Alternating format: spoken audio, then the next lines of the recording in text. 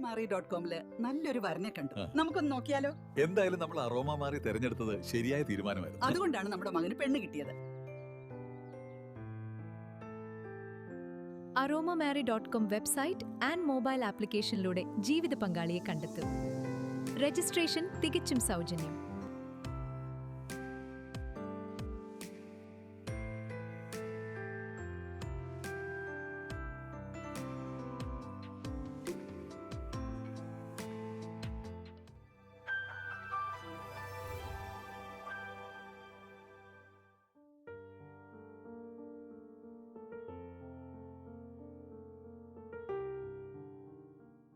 Aroma ടിവിയുടെ എല്ലാ മാന്യ ശ്രോതാക്കൾക്കും വേഗം വരുന്ന കർത്താവായ യേശുക്രിസ്തുവിന്റെ ധന്യതിരു നാമത്തിൽ വന്ദനത്തെയും സ്വാഗതത്തെയും അറിയിക്കുന്നു.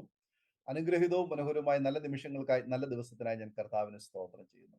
ഇന്ന് നമ്മൾ ക്ഷണം സ്വീകരിച്ച് നമ്മോടൊപ്പം ജോയിൻ ചെയ്തിരിക്കുന്നത് കർത്താവിന് വേണ്ടി ഈ കാലയളവിൽ ദൈവശക്തമായി ഉപയോഗിച്ചുകൊണ്ടിരിക്കുന്ന കർത്താവിന്റെ വിലപ്പെട്ട ദാസൻ പ്രിയ ജോമോൻ മാത്യു അവറുകളാണ്. തന്റെ ജീവിതാനുഭവങ്ങൾ നമുക്ക് അവരുടെ ശ്രദ്ധയോടെ പ്രാർത്ഥനയോടെ സ്കിപ്പ് ചെയ്യാതെ അവസാനം വരെ കാണുകയും കേൾക്കുകയും ചെയ്യാം.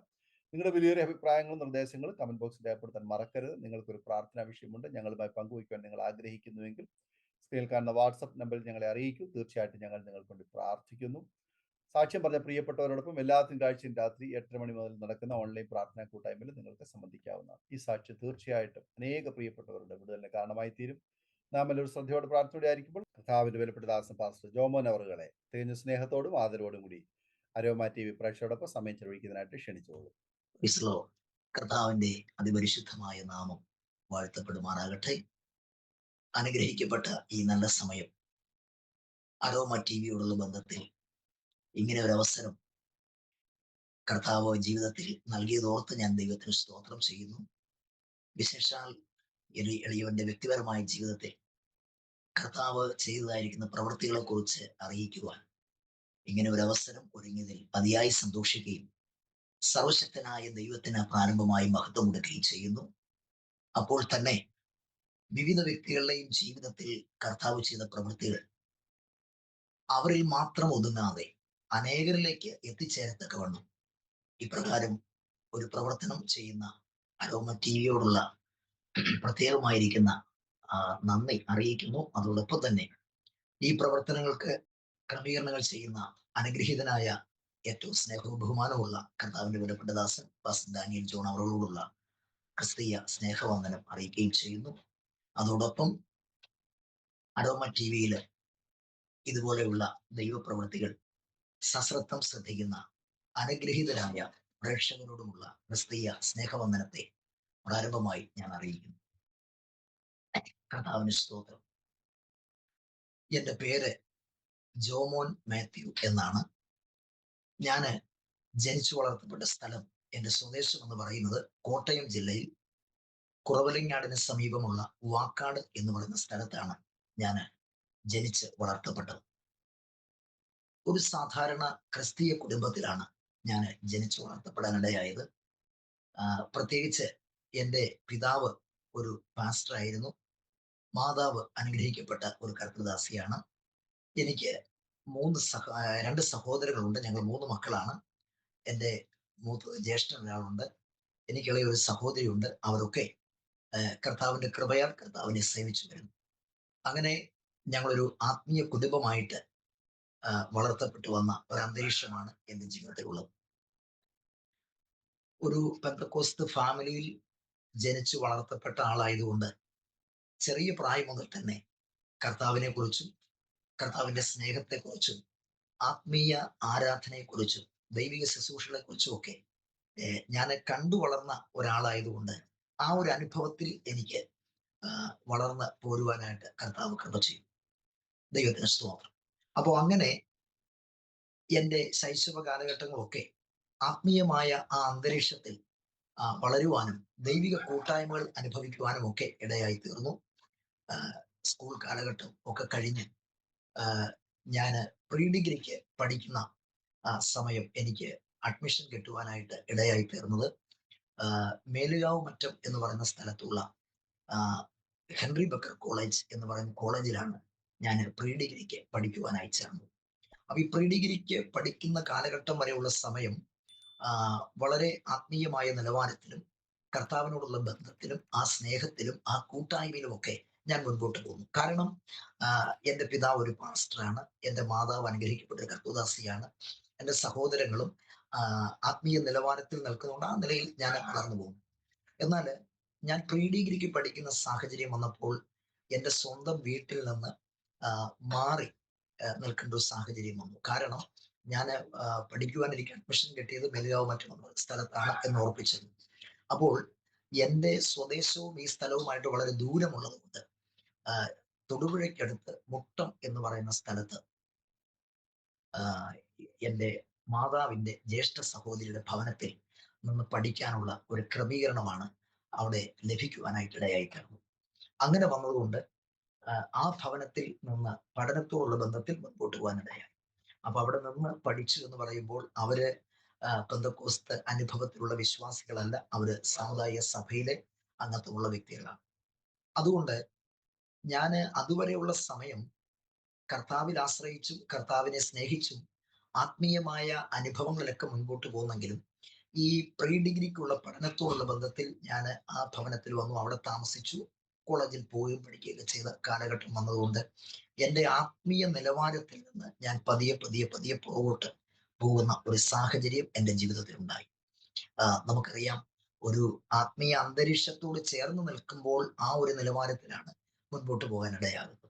എന്നാൽ ആ ഒരു ആത്മീയ നിലവാരമുള്ള അന്തരീക്ഷത്തിൽ നിന്ന് ഞാൻ മാറി മറ്റൊരു പശ്ചാത്തലമുള്ള ഭവനത്തിലേക്ക് ചെന്നപ്പോൾ എനിക്ക് ആ നിലയിൽ ഒരു പ്രാർത്ഥനാ അന്തരീക്ഷമോ എൻ്റെ മാതാപിതാക്കളിൽ നിന്ന് ലഭിച്ചിട്ടുള്ള കെയറിങ്ങോ കാര്യങ്ങളോ ഒന്നും എനിക്ക് അവിടെ ലഭിക്കുവാനായിട്ട് ഇടയായി തീർന്നില്ല.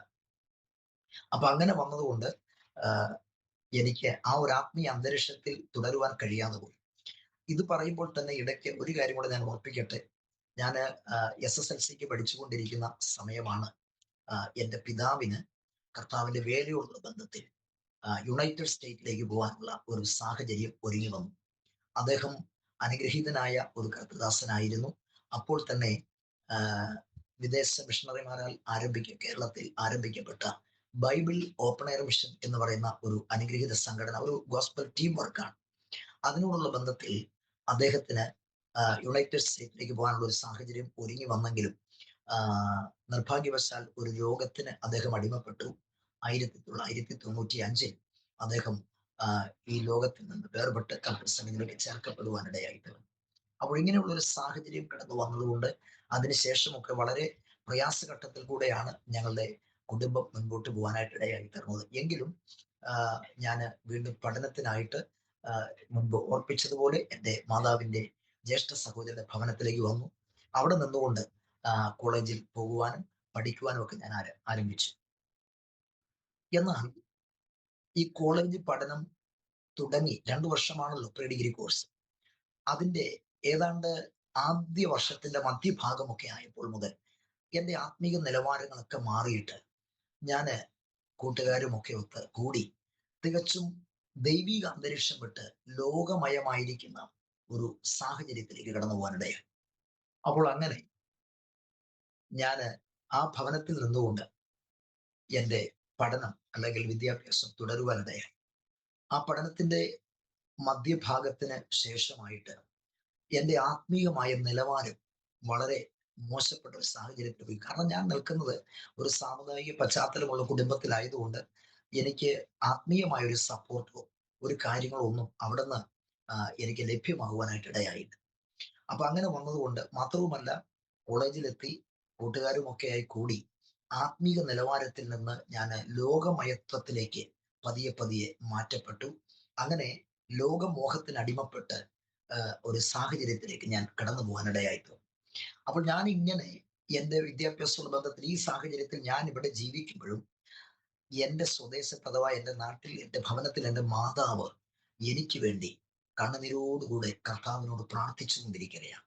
കാരണം അനേക ദൈവദാസന്മാരിലൂടെ ദൈവത്തിന്റെ അരുളപ്പാട്, ഞങ്ങൾ 3 മക്കളാണ് എന്ന് ഞാൻ ഉറപ്പിച്ചു. എന്നാൽ നടുക്കത്തെ കുഞ്ഞായിരിക്കുന്ന എന്നെ കുറിച്ച് ദൈവത്തിന്റെ അരുളപ്പാട് അതിശക്തമായ നിലയിൽ അനേക ദൈവദാസിദാസന്മാരിലൂടെ എൻ്റെ പിതാവിനോടും മാതാവിനോടും ദൈവാത്മാവ് അറിയിച്ചു. ആ അറിയിക്കപ്പെട്ട ആലോചന കർത്താവായ യേശുവിനെ കുറിച്ച് പറഞ്ഞ കാര്യങ്ങൾ മറിയ ഉള്ളിൽ സംഗ്രഹിച്ചു എന്ന് നമ്മൾ തിരുവഴുത്തിൽ കാണുന്നുണ്ട്. അതുപോലെ എൻ്റെ മാതാവ് അനുഗ്രഹിക്കപ്പെട്ട ഒരു മാതാവായിരുന്നു. മാതാവ് ആ ദൈവിക ആലോചനകൾ ഹൃദയത്തിൽ സംഗ്രഹിച്ചുകൊണ്ട് എന്നിലൂടെ ആ ദൈവപ്രവൃത്തി വെളിപ്പെടണം. കർത്താവെ, എൻ്റെ കുഞ്ഞ് എവിടെയാണെങ്കിലും അവനെ സൂക്ഷിക്കണം, അവൻ ഒരിക്കലും നഷ്ടപ്പെട്ടു പോകരുത്, അവനിൽ കൂടെ ആ ദൈവിക വാഗ്ദത്തങ്ങൾ നിറവേറണമെന്നുള്ള അതിശക്തമായ ഒരു പ്രാർത്ഥന എൻ്റെ മാതാവ് ദിനംതോറും ചെയ്തു പോരുവാൻ ഇടയായി തീർന്നു.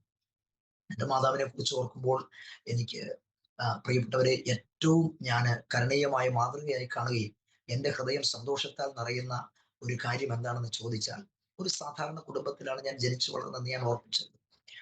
എൻ്റെ മാതാവ് ഞങ്ങൾ പാർക്കുന്ന ആ സ്ഥലത്തിന്റെ അല്പം താഴെയായിട്ട് ചർച്ച് ഓഫ് ഗോഡിന്റെ ഒരു പ്രയർ ഹാൾ ഉണ്ട്. അത് ഒരുപാട് വർഷങ്ങൾക്ക് പുറകിലായതുകൊണ്ട് ഇന്നത്തെ പോലുള്ള ആധുനിക സൗകര്യങ്ങളുള്ള ഒരു പ്രയർ ഹാൾ അല്ല. ഓല മേഞ്ഞ ഒരു ഷെഡാണ്. അതിന്റെ പ്രഥമ വാതിൽ, നമ്മൾ പ്രവേശിക്കുന്ന വാതിൽ എന്ന് പറയുന്നത് സാധാരണ ഒരു ചെറിയ ഇരുമ്പ് കൊളുത്തിട്ട് ഇങ്ങനെ കൊളുത്തി വെച്ചിരിക്കുക. അപ്പൊ അത് എടുത്താൽ ആർക്കും അതിനകത്ത് പ്രവേശിക്കാം. അങ്ങനെയുള്ള സാഹചര്യമാണ്. എൻ്റെ മാതാവിന് പരിചയമുള്ള അനേക വിശ്വാസികൾ ആ ചർച്ചിൽ ഉണ്ടായിരുന്നു. ഞങ്ങൾ ആ ചർച്ചിൽ അല്ല പോയിക്കൊണ്ടിരുന്നത്. എങ്കിലും എൻ്റെ മാതാവ് എല്ലാ വെള്ളിയാഴ്ചകളിലും ഉപവാസത്തോടുകൂടെ രാവിലെ മുതൽ ഉച്ച വരെയുള്ള സമയം ഒരു പ്രാവശ്യം പോലും മുടങ്ങാതെ എല്ലാ ആഴ്ചകളിലും വെള്ളിയാഴ്ചകളിൽ അവിടെ പോയിരുന്ന ഉപവാസത്തോടെ ഞങ്ങൾ 3 മക്കൾക്ക് വേണ്ടി പ്രാർത്ഥിക്കും. അങ്ങനെ പ്രാർത്ഥിക്കുന്ന സമയം എൻ്റെ അമ്മച്ചി ഏറ്റവും കൂടുതൽ കണ്ണുനീരോടുകൂടെ പ്രാർത്ഥിച്ചിട്ടുള്ളത് എനിക്ക് വേണ്ടിയാണ് എന്നുള്ളത് അമ്മച്ചിയുടെ വാക്കുകളിൽ നിന്ന് എനിക്ക് ഗ്രഹിക്കാൻ കഴിഞ്ഞിട്ടുണ്ട്. ദൈവത്തിന് സ്തോത്രം. അപ്പൊ ഞാന് ഈ വിദ്യാഭ്യാസത്തോട് ബന്ധത്തിൽ ലോകമയത്തിൽ ഇങ്ങനെ നടക്കുമ്പോഴും എൻ്റെ മാതാവ് കണ്ണുനീരോടുകൂടെ എനിക്ക് വേണ്ടി ദൈവസന്നിധിയിൽ പ്രാർത്ഥിച്ചു കൊണ്ടിരിക്കുകയാണ്. അങ്ങനെ കണ്ണുനീരോടുകൂടെ പ്രാർത്ഥിച്ച് എൻ്റെ മാതാവ് എന്നെ കർത്താവ് ഉപയോഗിക്കണം, ആ നിലയിലേക്ക് വരണം എന്ന് പ്രാർത്ഥിച്ചു കൊണ്ടിരിക്കുകയാണ്. സ്തോത്രം. എന്നാൽ ഞാന് ഇതൊന്നും അറിയാതെ ആത്മീയ അന്തരീക്ഷം വിട്ട് ദൈവസന്നിധി വിട്ട് ഞാൻ ലോകമയത്തിൽ ജീവിച്ചു. അങ്ങനെ എൻ്റെ 2 വർഷക്കാലം കോളേജ് വിദ്യാഭ്യാസം അങ്ങനെ തുടർന്ന് മുൻപോട്ട് പോയി. എനിക്ക് അതിലൊരു വിജയം കരസ്ഥമാക്കുവാൻ കഴിഞ്ഞില്ല. അതിൽ പരാജയത്തിന്റെ അനുഭവത്തിലേക്ക് ഞാൻ തള്ളപ്പെട്ടു പോകുവാൻ ഇടയായി തീർന്നു. എന്നാൽ അങ്ങനത്തെ ഒരു സാഹചര്യം എൻ്റെ ജീവിതത്തിൽ വന്നു. ഞാൻ ആ പഠനത്തിന് ശേഷം ഞാൻ തിരിച്ച് എൻ്റെ സ്വദേശത്തേക്ക്, എൻ്റെ ഭവനത്തിലേക്ക് മടങ്ങിച്ചെന്ന ശേഷവും ആത്മീകമായ ഒരു നിലവാരത്തിൽ എനിക്ക് നിൽക്കാനായി കഴിയുന്നില്ല. കാരണം ഞാൻ അങ്ങനെ ഒരു പശ്ചാത്തലത്തിലല്ലായിരുന്നു. അപ്പൊ അങ്ങനെ ആയിരുന്നുകൊണ്ട് ആ ഒരു സാഹചര്യം ഒക്കെ വിട്ടുമാറി ഞാൻ എൻ്റെ ഭവനത്തിൽ ചെന്നു. കുറച്ചു നാള് ഞാൻ എൻ്റെ ഭവനത്തിൽ വിദ്യാഭ്യാസം കഴിഞ്ഞ് അവിടെ മടങ്ങിച്ചെന്ന ശേഷം ഭൗതികമായിരിക്കുന്ന ജോലി കാര്യങ്ങളൊക്കെ തേടി പോവുകയും അങ്ങനെയുള്ള ഒരു നിലവാരത്തിൽ ഞങ്ങൾ സഞ്ചരിച്ചു. ഇങ്ങനെ മുൻപോട്ട് പോകുന്ന സാഹചര്യത്തിൽ ആണ് എൻ്റെ സഹോദരിക്ക് 10ാം ക്ലാസ്സിലെ വിദ്യാഭ്യാസത്തിന് ശേഷം +1 പഠിക്കാനുള്ള സാഹചര്യങ്ങൾക്ക് വേണ്ടി ഞങ്ങൾ ഇങ്ങനെ അന്വേഷിച്ചു. എന്നാൽ നാട്ടിലൊന്നും അവൾക്ക് പഠിക്കുവാനുള്ള ആ ഒരു സാഹചര്യം എൻ്റെ സഹോദരിക്ക് കിട്ടിയില്ല. എൻ്റെ സഹോദരിക്കും പഠിക്കുവാനുള്ള സാഹചര്യം ലഭിച്ചത് ഈ മെലുകാവ് മറ്റം എന്ന് പറയുന്ന സ്ഥലത്തിന് മുകളിലായിട്ട് മേലുകാവ് എന്ന് പറയുന്ന ഒരു സ്ഥലമുണ്ട്. അവിടെയുള്ള ഒരു CSI മാനേജ്മെന്റിന്റെ കീഴിലുള്ള ഒരു സ്കൂളിലാണ് എൻ്റെ സഹോദരി പഠിക്കുവാനുള്ള സാവകാശം ഉണ്ടായത്.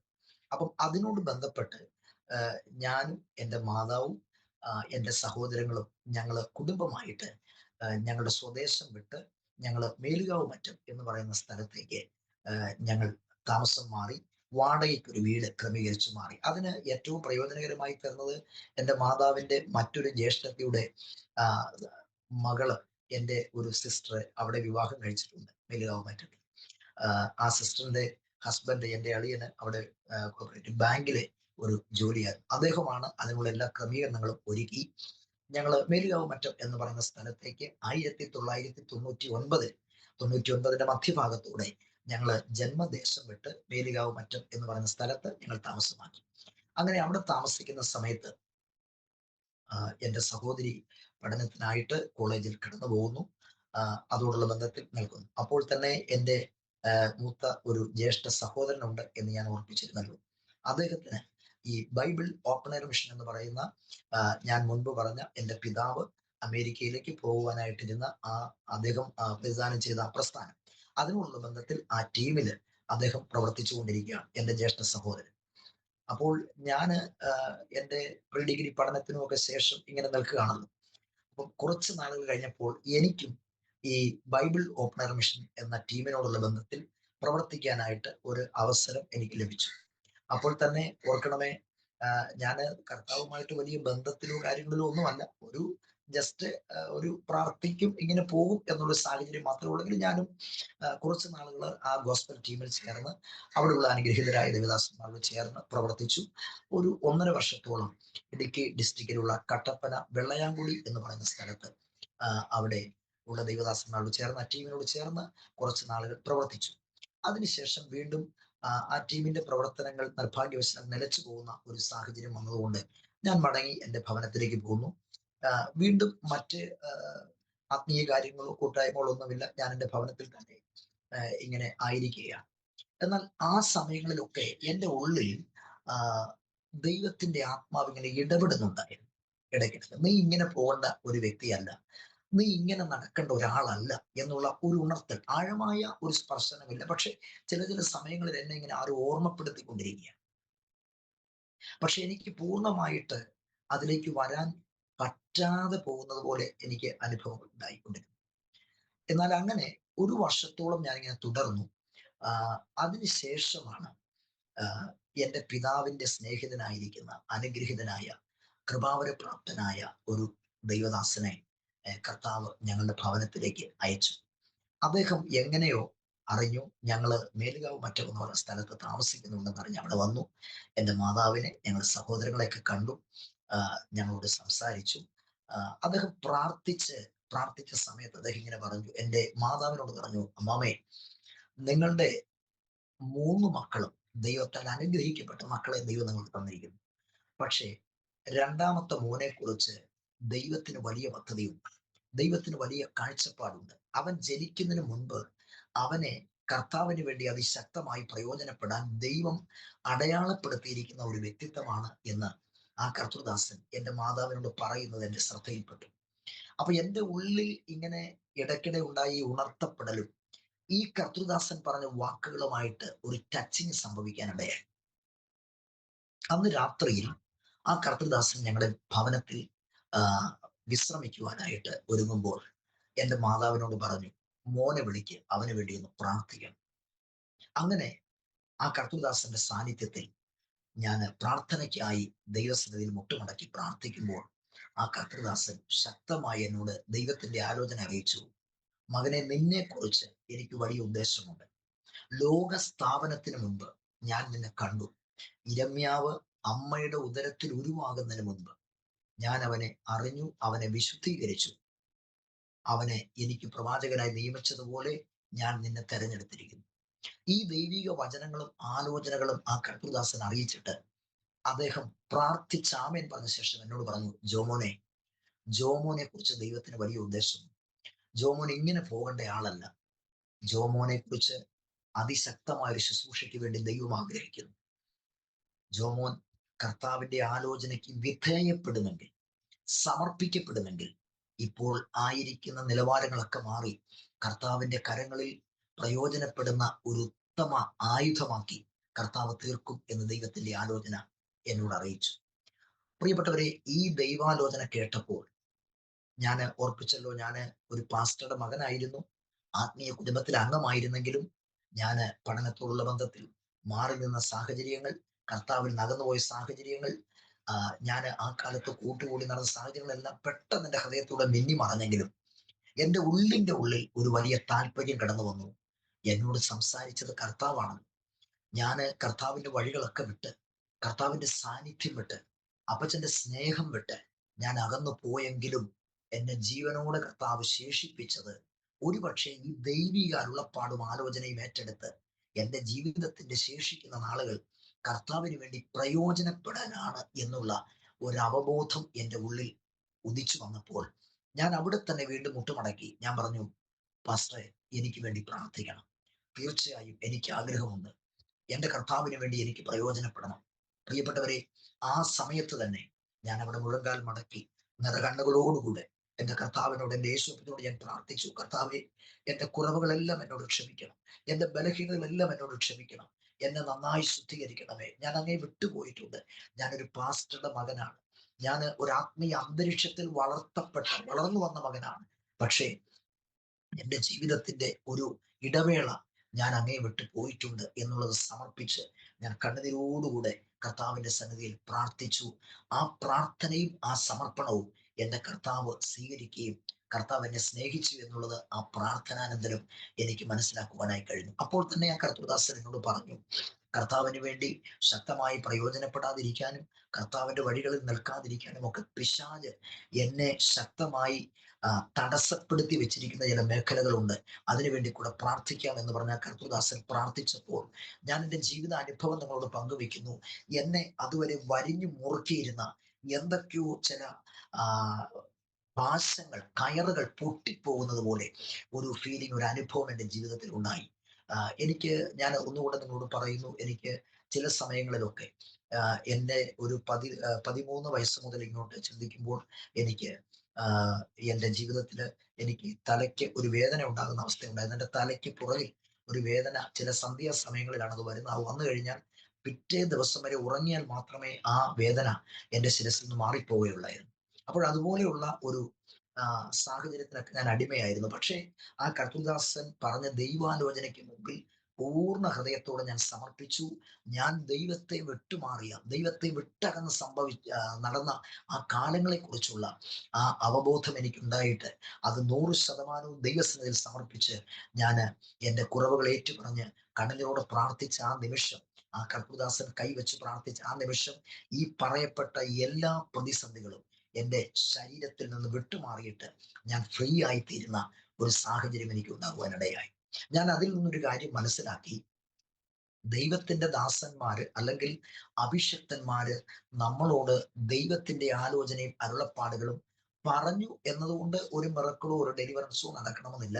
പക്ഷെ അവർ പറഞ്ഞ കാര്യം നമ്മൾ ചെവി കൊണ്ട് ശ്രദ്ധിച്ച് കേൾക്കുകയും ആ പറയപ്പെട്ട ദൈവശബ്ദത്തിന് മുൻപിൽ പൂർണ്ണ ഹൃദയത്തോടുകൂടെ സമർപ്പിക്കപ്പെടുകയും ചെയ്താൽ ഏതൊരാളെയും റിലീസ് ചെയ്യാൻ കർത്താവ് ശക്തനായ ദൈവമാണെന്നുള്ളത് എൻ്റെ ആ 19ാമത്തെ വയസ്സിൽ ഞാൻ മനസ്സിലാക്കുവാനിടയായ ഒരു സത്യമാണ്. പ്രിയപ്പെട്ടവരെ, അങ്ങനെ എൻ്റെ ജീവിതത്തിൽ ആഴമായ ഒരു സമർപ്പണം ഉണ്ടായി. ആ കർത്തൃദാസൻ എൻ്റെ മാതാവിനോട് പറഞ്ഞു, അമ്മാമയെ, നിങ്ങൾക്ക് താല്പര്യമാണെങ്കിൽ നമുക്കിവിടെ സഭയുടെ ഒരു പ്രവർത്തനം ആരംഭിക്കാം. അമ്മാമ്മയുടെ കുഞ്ഞുങ്ങളെ കുറിച്ചൊക്കെ ദൈവത്തിന് പദ്ധതിയുണ്ട്, നമുക്ക് ഈ ദേശത്തിന് വേണ്ടി പ്രാർത്ഥിക്കാം എന്ന് അനുഗ്രഹീതനായ കർത്തൃദാസൻ ഓർപ്പിച്ചു. ആ വാക്കുകൾ ഞങ്ങൾ കുടുംബമായി സ്വീകരിക്കുകയും ആ വാക്കുകൾക്ക് മുൻപിൽ സമർപ്പിക്കുകയും ഞങ്ങൾ ഒരുമിച്ച് പ്രാർത്ഥിക്കുകയും ചെയ്തു. അങ്ങനെ മേലുകാവ് മറ്റത്ത് ഞങ്ങൾ അന്നത്തെ കാലത്ത് 500 രൂപയ്ക്ക് ഞങ്ങൾ വാടകയ്ക്ക് താമസിക്കുന്ന ഒരു കൊച്ചു ഭവനമാണ്.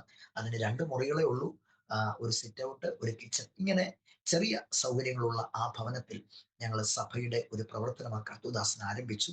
ഞാൻ അദ്ദേഹത്തോട് ചേർന്ന്, തോളോട് തോൾ എന്ന് പറയുന്നത് പോലെ ആ കർത്തൃദാസനോട് ചേർന്ന് നിന്ന് ആ പ്രവർത്തനങ്ങൾക്ക് വേണ്ടി പ്രാർത്ഥിക്കുവാനും അധ്വാനിക്കുവാനും ഒക്കെ ഇടയായി തീർന്നു. പ്രിയപ്പെട്ടവരെ, ആ സഭ വളർന്നു. അത് പിന്നീട് മറ്റൊരു ഭവനത്തിലേക്ക് അതിന്റെ ക്രമീകരണം വെച്ച്, കാരണം ഞങ്ങൾ താമസിക്കുന്ന വീട് അല്പം കുന്നിന് മുകളിലായതുകൊണ്ട് പ്രാർത്ഥനയിലൂടെ ജനമൊക്കെ കടന്നു വരാൻ തുടങ്ങി. അവിടെ എനിക്ക് തോന്നുന്നു മേലുകാവ് മറ്റും ആ ഭാഗത്ത് നിന്ന് ഏതാണ്ട് 2-3 മാസത്തിനുള്ളിൽ 80-90ഓളം വിശ്വാസികൾ, പ്രിയപ്പെട്ടവര്, പുതുതായിട്ട് എന്ന് പറഞ്ഞാൽ മറ്റൊരു സഭയിൽ നിന്ന് ഈ സഭയിലേക്ക് പറിച്ചു നടപ്പെടുകയോ ആരാധനയോ കൂട്ടായ്മയോ ബഹളമോ കണ്ടുവന്നവരെ കുറിച്ചല്ല ഞാൻ പറയുന്നത്. ആ ദൈവദാസനെ ശക്തമായിട്ട് ദേശത്ത് ദൈവം ഉപയോഗിച്ചു. അതിലൂടെ ഞങ്ങൾ കുടുംബമായി കർത്താവിന് വേണ്ടി പ്രയോജനപ്പെടാൻ തുടങ്ങി. അങ്ങനെ ഏതാണ്ട് 80-90 അടുത്ത ആളുകൾ മറ്റ് ഇതര വിശ്വാസത്തിൽ നിന്ന് കർത്താവിനെ രക്ഷകനായി സ്വീകരിച്ച് ജലത്തിൽ സ്നാനമേറ്റുകൊണ്ട് കർത്താവിനെ സാക്ഷിച്ച് തിരുസഭയോട് ചേരുന്ന ഒരു അനുഗ്രഹിക്കപ്പെട്ട ആത്മീയ അനുഭവത്തിന് സാക്ഷ്യം വഹിക്കാനിടയായി. ആ കർത്തൃദാസനോട് ചേർന്ന്, അദ്ദേഹത്തോട് തോളോട് തോൾ ചേർന്ന് നിന്നുകൊണ്ട് എനിക്ക് ആ ചെറിയ പ്രായം മുതൽ കർത്താവിന്റെ വേലയ്ക്ക് വേണ്ടി അതിശക്തമായി പ്രയോജനപ്പെടുവാൻ കർത്താവ് സഹായിച്ചു. അങ്ങനെ ഇരിക്കുന്ന സമയമാണ് അദ്ദേഹം, ഞാൻ പറഞ്ഞല്ലോ, ഞങ്ങൾ താമസിക്കുന്ന ഭവനത്തിൽ നിന്ന് തൊട്ട് താഴെയുള്ള ഒരു ഭവനത്തിലേക്ക് ആരാധനയുടെ ക്രമീകരണം മാറ്റി.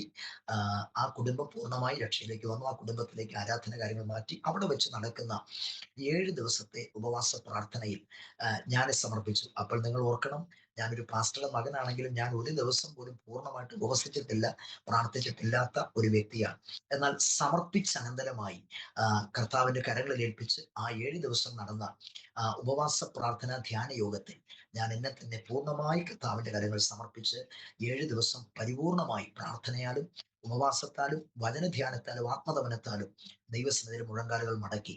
പ്രിയരെ, കർത്താവിന്റെ വലിയ കൃപയെന്ന് പറയട്ടെ, ഏതാണ്ട് 21ഓളം ഈ ചെറുപ്പക്കാര് ഞങ്ങൾ ആ പ്രാർത്ഥനയാലും ഉപവാസത്താലും താണിരുന്ന് പ്രാർത്ഥിച്ചു.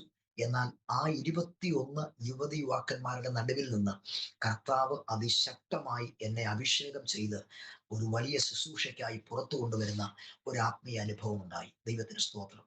ഞാൻ പറഞ്ഞത് എന്റെ ശുശ്രൂഷയുടെ തുടക്കം എന്ന് പറയുന്നത് ആ നിലയിലാണ്. എന്റെ പിതാവിന്റെ മരണശേഷമൊക്കെ വലിയ കഷ്ടതകളിലൂടെ കുടുംബം മുൻപോട്ട് പോകുന്നു എന്ന് ഞാൻ പറഞ്ഞല്ലോ. പല ആവൃത്തിയിലും എൻ്റെ മാതാവ് എന്നെ ബൈബിൾ കോളേജിൽ വിടണമെന്നും പഠിപ്പിക്കണമെന്നൊക്കെ ആഗ്രഹിച്ചു, എങ്കിലും അതൊന്നും നടക്കാത്ത ഒരു സാഹചര്യം ഉണ്ടായി. എന്നാൽ ഈ സാഹചര്യത്തിന് നടുവിൽ, ഈ പ്രാർത്ഥനയ്ക്ക് നടുവിൽ ഞാൻ സമർപ്പിച്ചു, പ്രാർത്ഥിച്ചു. എനിക്ക് വ്യക്തമായി എന്നിൽ എനിക്ക് അനുഭവിച്ചറിയാൻ കഴിഞ്ഞു, കർത്താവ് തൻ്റെ ശക്തിയാൽ പരിശുദ്ധാത്മ അഭിഷേകത്താൽ എന്നെ നിറച്ചിരിക്കുന്നു, ആ ദൈവശക്തി എൻ്റെ ഉള്ളിൽ പകർന്നിരിക്കുന്നു എന്നുള്ള ഒരു ബോധ്യം ആ യോഗത്തിന്റെ നടുവിൽ വെച്ച് കർത്താവ് എനിക്ക് നൽകുവാനിടയായി തീർന്നു. ഞാൻ പറഞ്ഞു വന്നത്, അവിടെ മുതൽ കർത്താവിന്റെ മഹത്വമുള്ള ശുശ്രൂഷയ്ക്കായി ദൈവം നൽകിയ കൃപയ്ക്കൊത്തവണ്ണം കർത്താവ് ഉപയോഗിച്ചു വരികയാണ്. ദൈവത്തിന് സ്തോത്രം. ഞാൻ പറഞ്ഞു വന്നതിന്റെ ഒരു പ്രധാനപ്പെട്ട കാരണം എന്ന് പറയുന്നത്, ഒരുപക്ഷെ ഇതുപോലെ പാസ്റ്റർമാര് എന്നെ കേൾക്കുന്നുണ്ടാകാം. പാസ്റ്റർമാരുടെ കുഞ്ഞുങ്ങൾ അരോമ ടിവിയിലൂടെ ഇന്നല്ലെങ്കിൽ നാളെ എന്നെ ശ്രദ്ധിക്കുന്ന ഒരു സാഹചര്യം ഉണ്ട് എന്ന് ഞാൻ മനസ്സിലാക്കുന്നു. പ്രിയപ്പെട്ടവരെ, ഒരു കാര്യം ഞാൻ എൻ്റെ ജീവിതാനുഭവത്തിൽ നിന്ന് പറയുന്നു. ഒരു പാസ്റ്ററുടെ മകനായി ജനിച്ചത് കൊണ്ടോ ഒരു ക്രിസ്തീയ കുടുംബത്തിൽ ജനിച്ചത് കൊണ്ടോ ഒന്നും ആർക്കും കർത്താവുമായിട്ടൊരു ബന്ധമുണ്ടാകണമെന്ന് നിർബന്ധമില്ല. അല്ലെങ്കിൽ പെന്തക്കോസ്ത് കുടുംബത്തിലാണ് ജനിച്ചത്, ഞാൻ എല്ലാ ആഴ്ചയിലും പെന്തക്കോസ്ത് ചർച്ചിൽ പോകുന്നയാളാണ്, ആരാധന കൂടുന്നയാളാണ്, അതുകൊണ്ടൊന്നും മാറ്റം വരണമെന്നില്ല. വ്യക്തിപരമായി പരിശുദ്ധാത്മാവ് നമ്മളെ തൊടുമ്പോഴും വ്യക്തിപരമായി കർത്താവിന്റെ ഇഷ്ടങ്ങളെ തിരിച്ചറിഞ്ഞ് നമ്മൾ സമർപ്പിക്കേണ്ടതുപോലെ സമർപ്പിക്കുന്ന സമയത്ത് മാത്രമാണ് ആ ദൈവത്തിന്റെ പ്രവൃത്തി നമ്മിൽ വെളിപ്പെടുവാനായിട്ട് ഇടയാകുന്നത് എന്നുള്ളത് എൻ്റെ ജീവിതാനുഭവം ഞാൻ നിങ്ങൾക്ക് കൈമാറുകയാണ്. സ്തോത്രം. അത് ഓർക്കുമ്പോൾ കർത്താവിനെ മഹത്വപ്പെടുത്താതിരിക്കാൻ കഴിയുകയില്ല.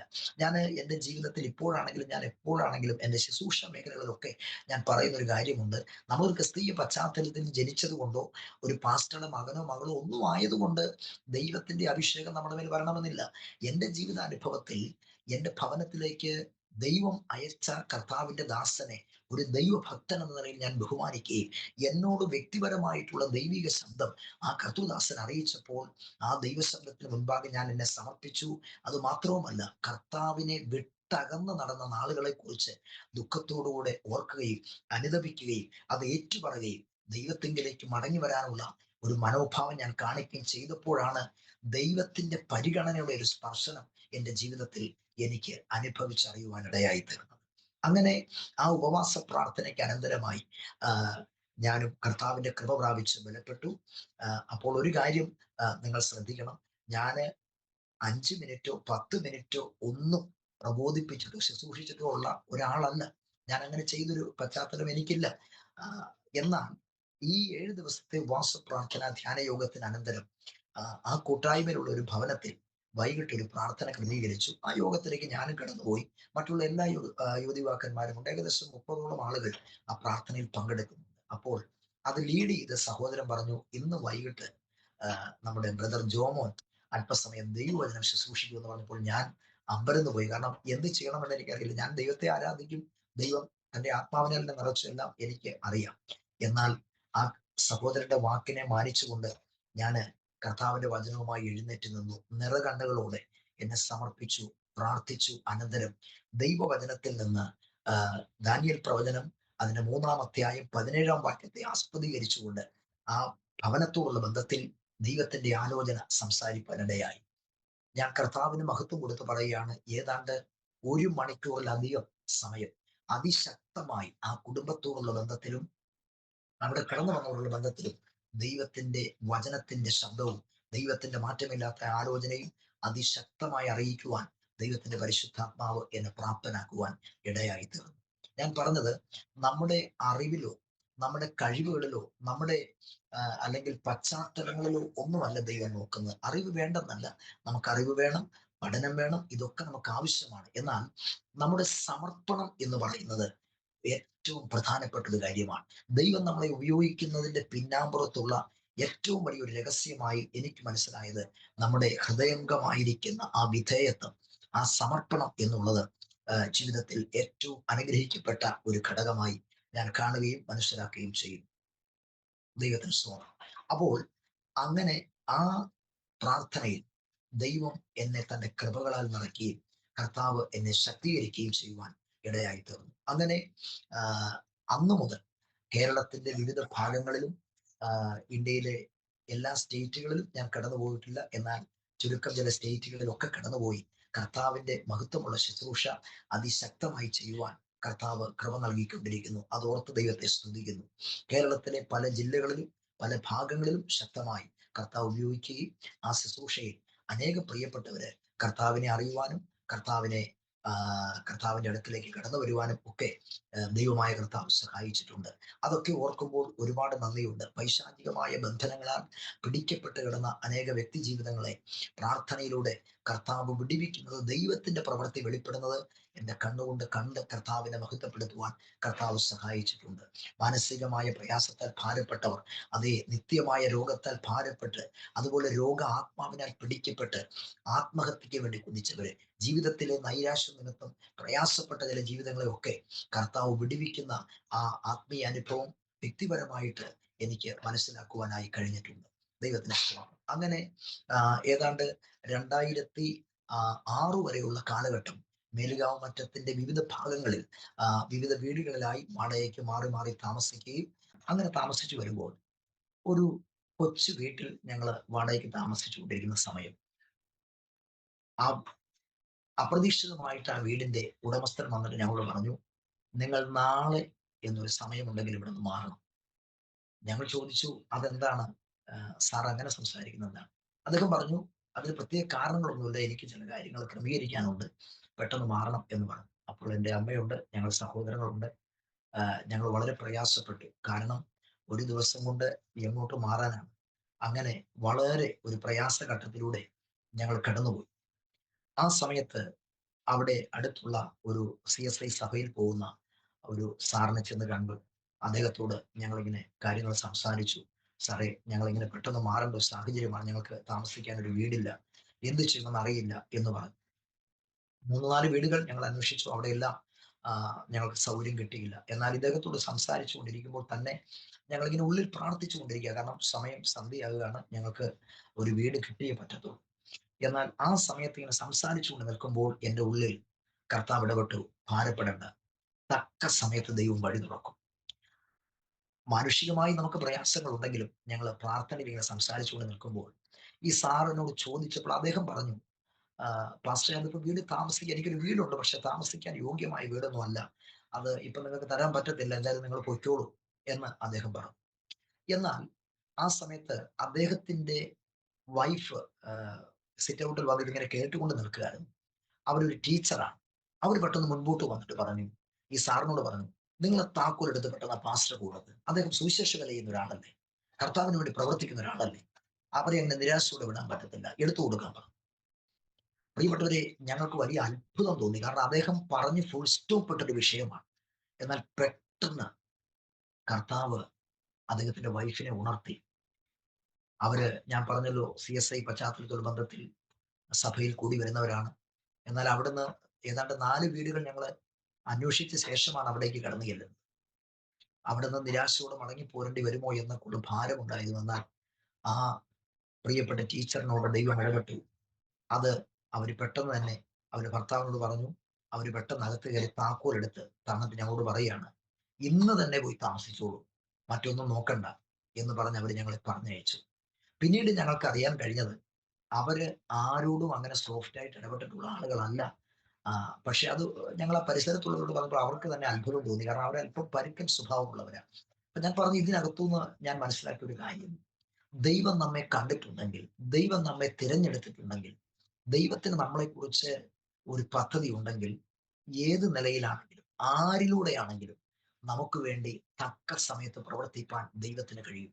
ദൈവത്തിന്റെ വചനത്തിൽ നാം ഇപ്രകാരം കാണുന്നല്ലോ, രാജാവിന്റെ ഹൃദയം ദൈവത്തിന്റെ മുൻപാകെ നീർത്തൂട് കണക്കിയിരിക്കുന്നു. കർത്താവ് തനിക്ക് ഇഷ്ടമുള്ളിടത്തേക്ക് അതിനെ തിരിക്കുകയാണ്.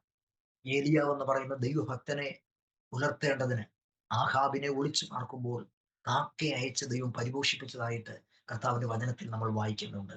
എന്റെ ജീവിതാനുഭവത്തിൽ ഞാൻ പറയുന്നു, ഏത് അടയപ്പെട്ടു പോയ സാഹചര്യത്തിന്റെ നടുവിലും കർത്താവിന്റെ മുൻപിൽ നാം വിശ്വസ്തയോടെ നിൽക്കുന്നവരും നീതിയോടെ നിൽക്കുന്നവരുമാണെങ്കിൽ നമ്മുടെ മുൻപിൽ ഏതൊക്കെ വഴികൾ പിശാചടച്ചാലും ദൈവം തക്ക സമയത്ത് വഴികളെ തുറക്കുന്നവനാണ് എന്നുള്ളത് ജീവിതാനുഭവത്തിൽ നിന്ന് ഞാൻ നിങ്ങളുമായി പങ്കിടുകയാണ്.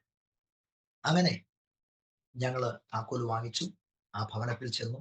അവിടെ ഞങ്ങള് താമസത്തിനുള്ള ക്രമീകരണങ്ങളൊക്കെ ചെയ്തു. അവിടെ താമസിക്കുമ്പോഴും ദൈവത്തെ ആരാധിക്കുകയും ദൈവത്തെ സ്തുതിക്കുകയും ദൈവസന്നിധിയിൽ അനേക പ്രിയപ്പെട്ടവര് ഞങ്ങളുടെ ഭവനത്തിൽ കടന്നു വന്ന് ആത്മീയ ശുശ്രൂഷ കൂടുവാനും ആത്മീയ അനുഗ്രഹങ്ങളൊക്കെ പ്രാപിക്കുവാനും ഒക്കെ ഇടയായി തീർന്നു. ഇങ്ങനെ ഞങ്ങളുടെ മാതാവും ഞങ്ങളുടെ സഹോദരങ്ങളും ഞങ്ങളിങ്ങനെ മുൻപോട്ട് പോരുന്ന സാഹചര്യത്തിൽ അതിദാരുണമായ ഒരു സംഭവം പെട്ടെന്ന് ഞങ്ങളുടെ ഭവനത്തിൽ ഉണ്ടായി. ഒരു ദിവസം ഞങ്ങളുടെ മാതാവ് ഞങ്ങൾ വൈകിട്ട് ഭക്ഷണം കഴിച്ച അനന്തരമായിട്ട് വീട്ടില് ഒരു കൊച്ചു പട്ടിയെ വളർത്തിയിരുന്നു. ആ പട്ടിക്ക് ഭക്ഷണം കൊടുക്കുവാനായിട്ട് മുറ്റത്തേക്ക് സാധാരണ അമ്മച്ചി ഭക്ഷണം കഴിച്ച ശേഷം കൊടുക്കാൻ ഇറങ്ങി പോവാറുണ്ട്. അങ്ങനെ ഇറങ്ങിപ്പോയിട്ട് കുറച്ച് സമയമായിട്ട് അമ്മച്ചിയെ കാണുന്നില്ല. പെട്ടെന്ന് എൻ്റെ സഹോദരി പുറത്തേക്ക് ഇറങ്ങി നോക്കുന്ന സമയത്ത് കാണുന്നത് എൻ്റെ മാതാവ് മുറ്റത്ത് തലയടിച്ചിങ്ങനെ വീണ് കിടക്കുന്ന ഒരു സാഹചര്യമാണ്. ഞാൻ അന്നെന്ന പോലെ ഇന്ന് ഓർക്കുന്നു ആ അവസ്ഥകളെല്ലാം.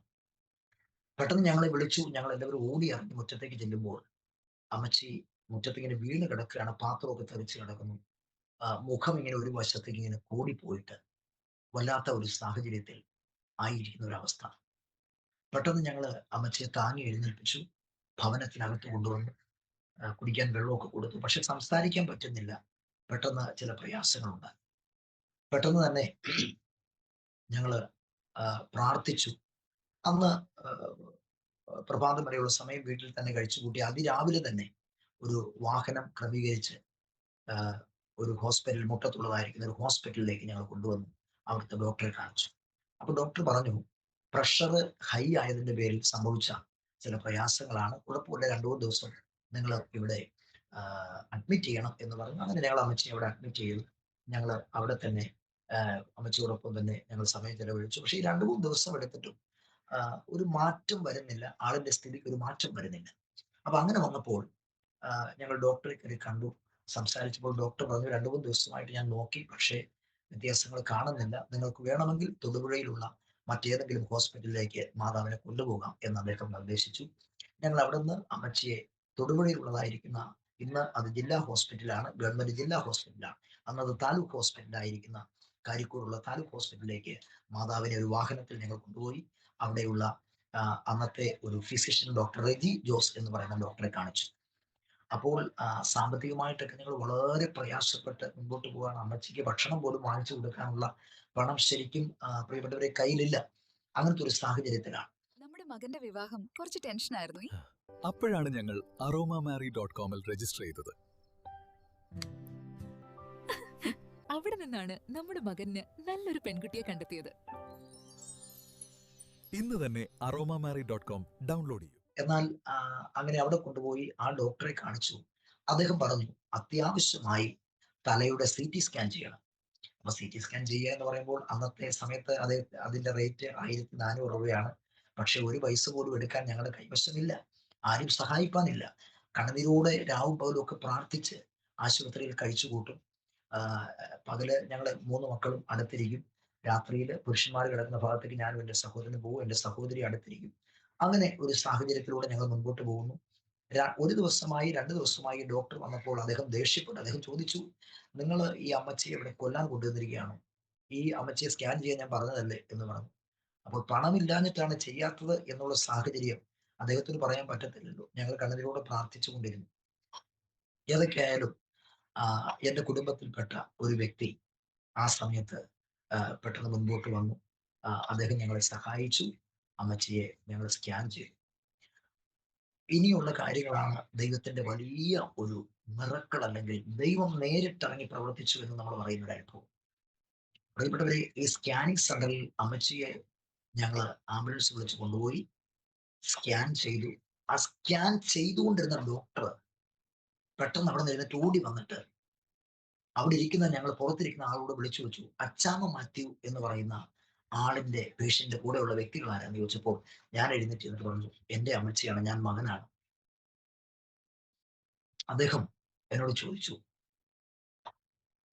നിങ്ങൾ ഒന്ന് അകത്തേക്ക് വരാമെന്ന് ചോദിച്ചു. അകത്തേക്ക് വന്നപ്പോൾ അദ്ദേഹം പറഞ്ഞു, തലച്ചോറിലേക്കുള്ള പ്രധാനപ്പെട്ട ഞരമ്പ് പൊട്ടി ബ്ലഡ് തലച്ചോറിനകത്തേക്ക് ബ്ലീഡ് ചെയ്തുകൊണ്ടിരിക്കുകയാണ്, സ്കാനുകൾ കണ്ടുകൊണ്ടിരിക്കുക. അതുകൊണ്ട് എത്രയും പെട്ടെന്ന് ഇയാളെ ഇവിടുന്ന് കൊണ്ടുപോക്കൂ, റിസൾട്ട് വേണേ പിന്നെ വന്ന് വാങ്ങിച്ചാലും മതി, പെട്ടെന്ന് കൊണ്ടുപോക്കൂ, ആളെ രക്ഷപ്പെടില്ല എന്ന് എന്നോട് പറഞ്ഞു. പ്രിയപ്പെട്ടവരെ, എന്റെ കൊച്ചു പ്രായത്തില് എനിക്ക് എന്താണ് ചെയ്യേണ്ടത് എന്ന് എനിക്കറിയില്ല. ഞാൻ പറഞ്ഞല്ലോ, ഞങ്ങളുടെ പിതാവ് കടന്നുപോയി. എന്റെ സഹോദരനും സഹോദരിയും പുറത്തിരിക്കുക. എന്റെ സഹോദരി ഇടയ്ക്കിടെ കരയുന്നുണ്ട്. അവളോട് ഇത് എങ്ങനെ പറയും എന്ന് എനിക്കറിയില്ല. ഞാൻ അവിടുന്ന് പുറത്തു വന്നു, കർത്താവിൽ ധൈര്യം സംഭരിച്ചു. എന്റെ സഹോദരങ്ങളോട് പറഞ്ഞു, അമ്മച്ചിക്ക് അല്പം സീരിയസ് ആണ്, അമ്മച്ചിയെ നമുക്ക് എത്രയും പെട്ടെന്ന് ഹോസ്പിറ്റലിലേക്ക് മടക്കി കൊണ്ടുപോകണം എന്ന് പറഞ്ഞു. ഏതായിരുന്നാലും ഞങ്ങൾ പോകുന്നതിന് മുമ്പ് തന്നെ ആ ഡോക്ടർ റിപ്പോർട്ടൊക്കെ തന്നു. തിരിച്ചതുപോലെ ഞങ്ങളുടെ ആംബുലൻസ് വിളിച്ചു ഹോസ്പിറ്റലിൽ കൊണ്ടുവന്നു. അപ്പോൾ ആംബുലൻസിൽ അമ്മച്ചിയെയും എൻ്റെ സഹോദരനെയും സഹോദരിയെയും ഹോസ്പിറ്റലിലേക്ക് വിട്ടിട്ട് ഞാൻ നേരെ ഈ ഡോക്ടറുടെ വീട്ടിൽ പോയി ഈ റിപ്പോർട്ട് അദ്ദേഹത്തെ കാണിക്കാൻ അയച്ചു. അവിടെ ക്യൂ നിന്ന ആളോട് ഞാൻ പറഞ്ഞു, ഒരു എമർജൻസിയാണ്, എനിക്ക് പെട്ടെന്ന് ഡോക്ടറെ കാണണം. അവര് കയറ്റി വിട്ടു. ഞാൻ അകത്ത് കയറി ഈ റിപ്പോർട്ട് ഡോക്ടറെ കാണിച്ചു.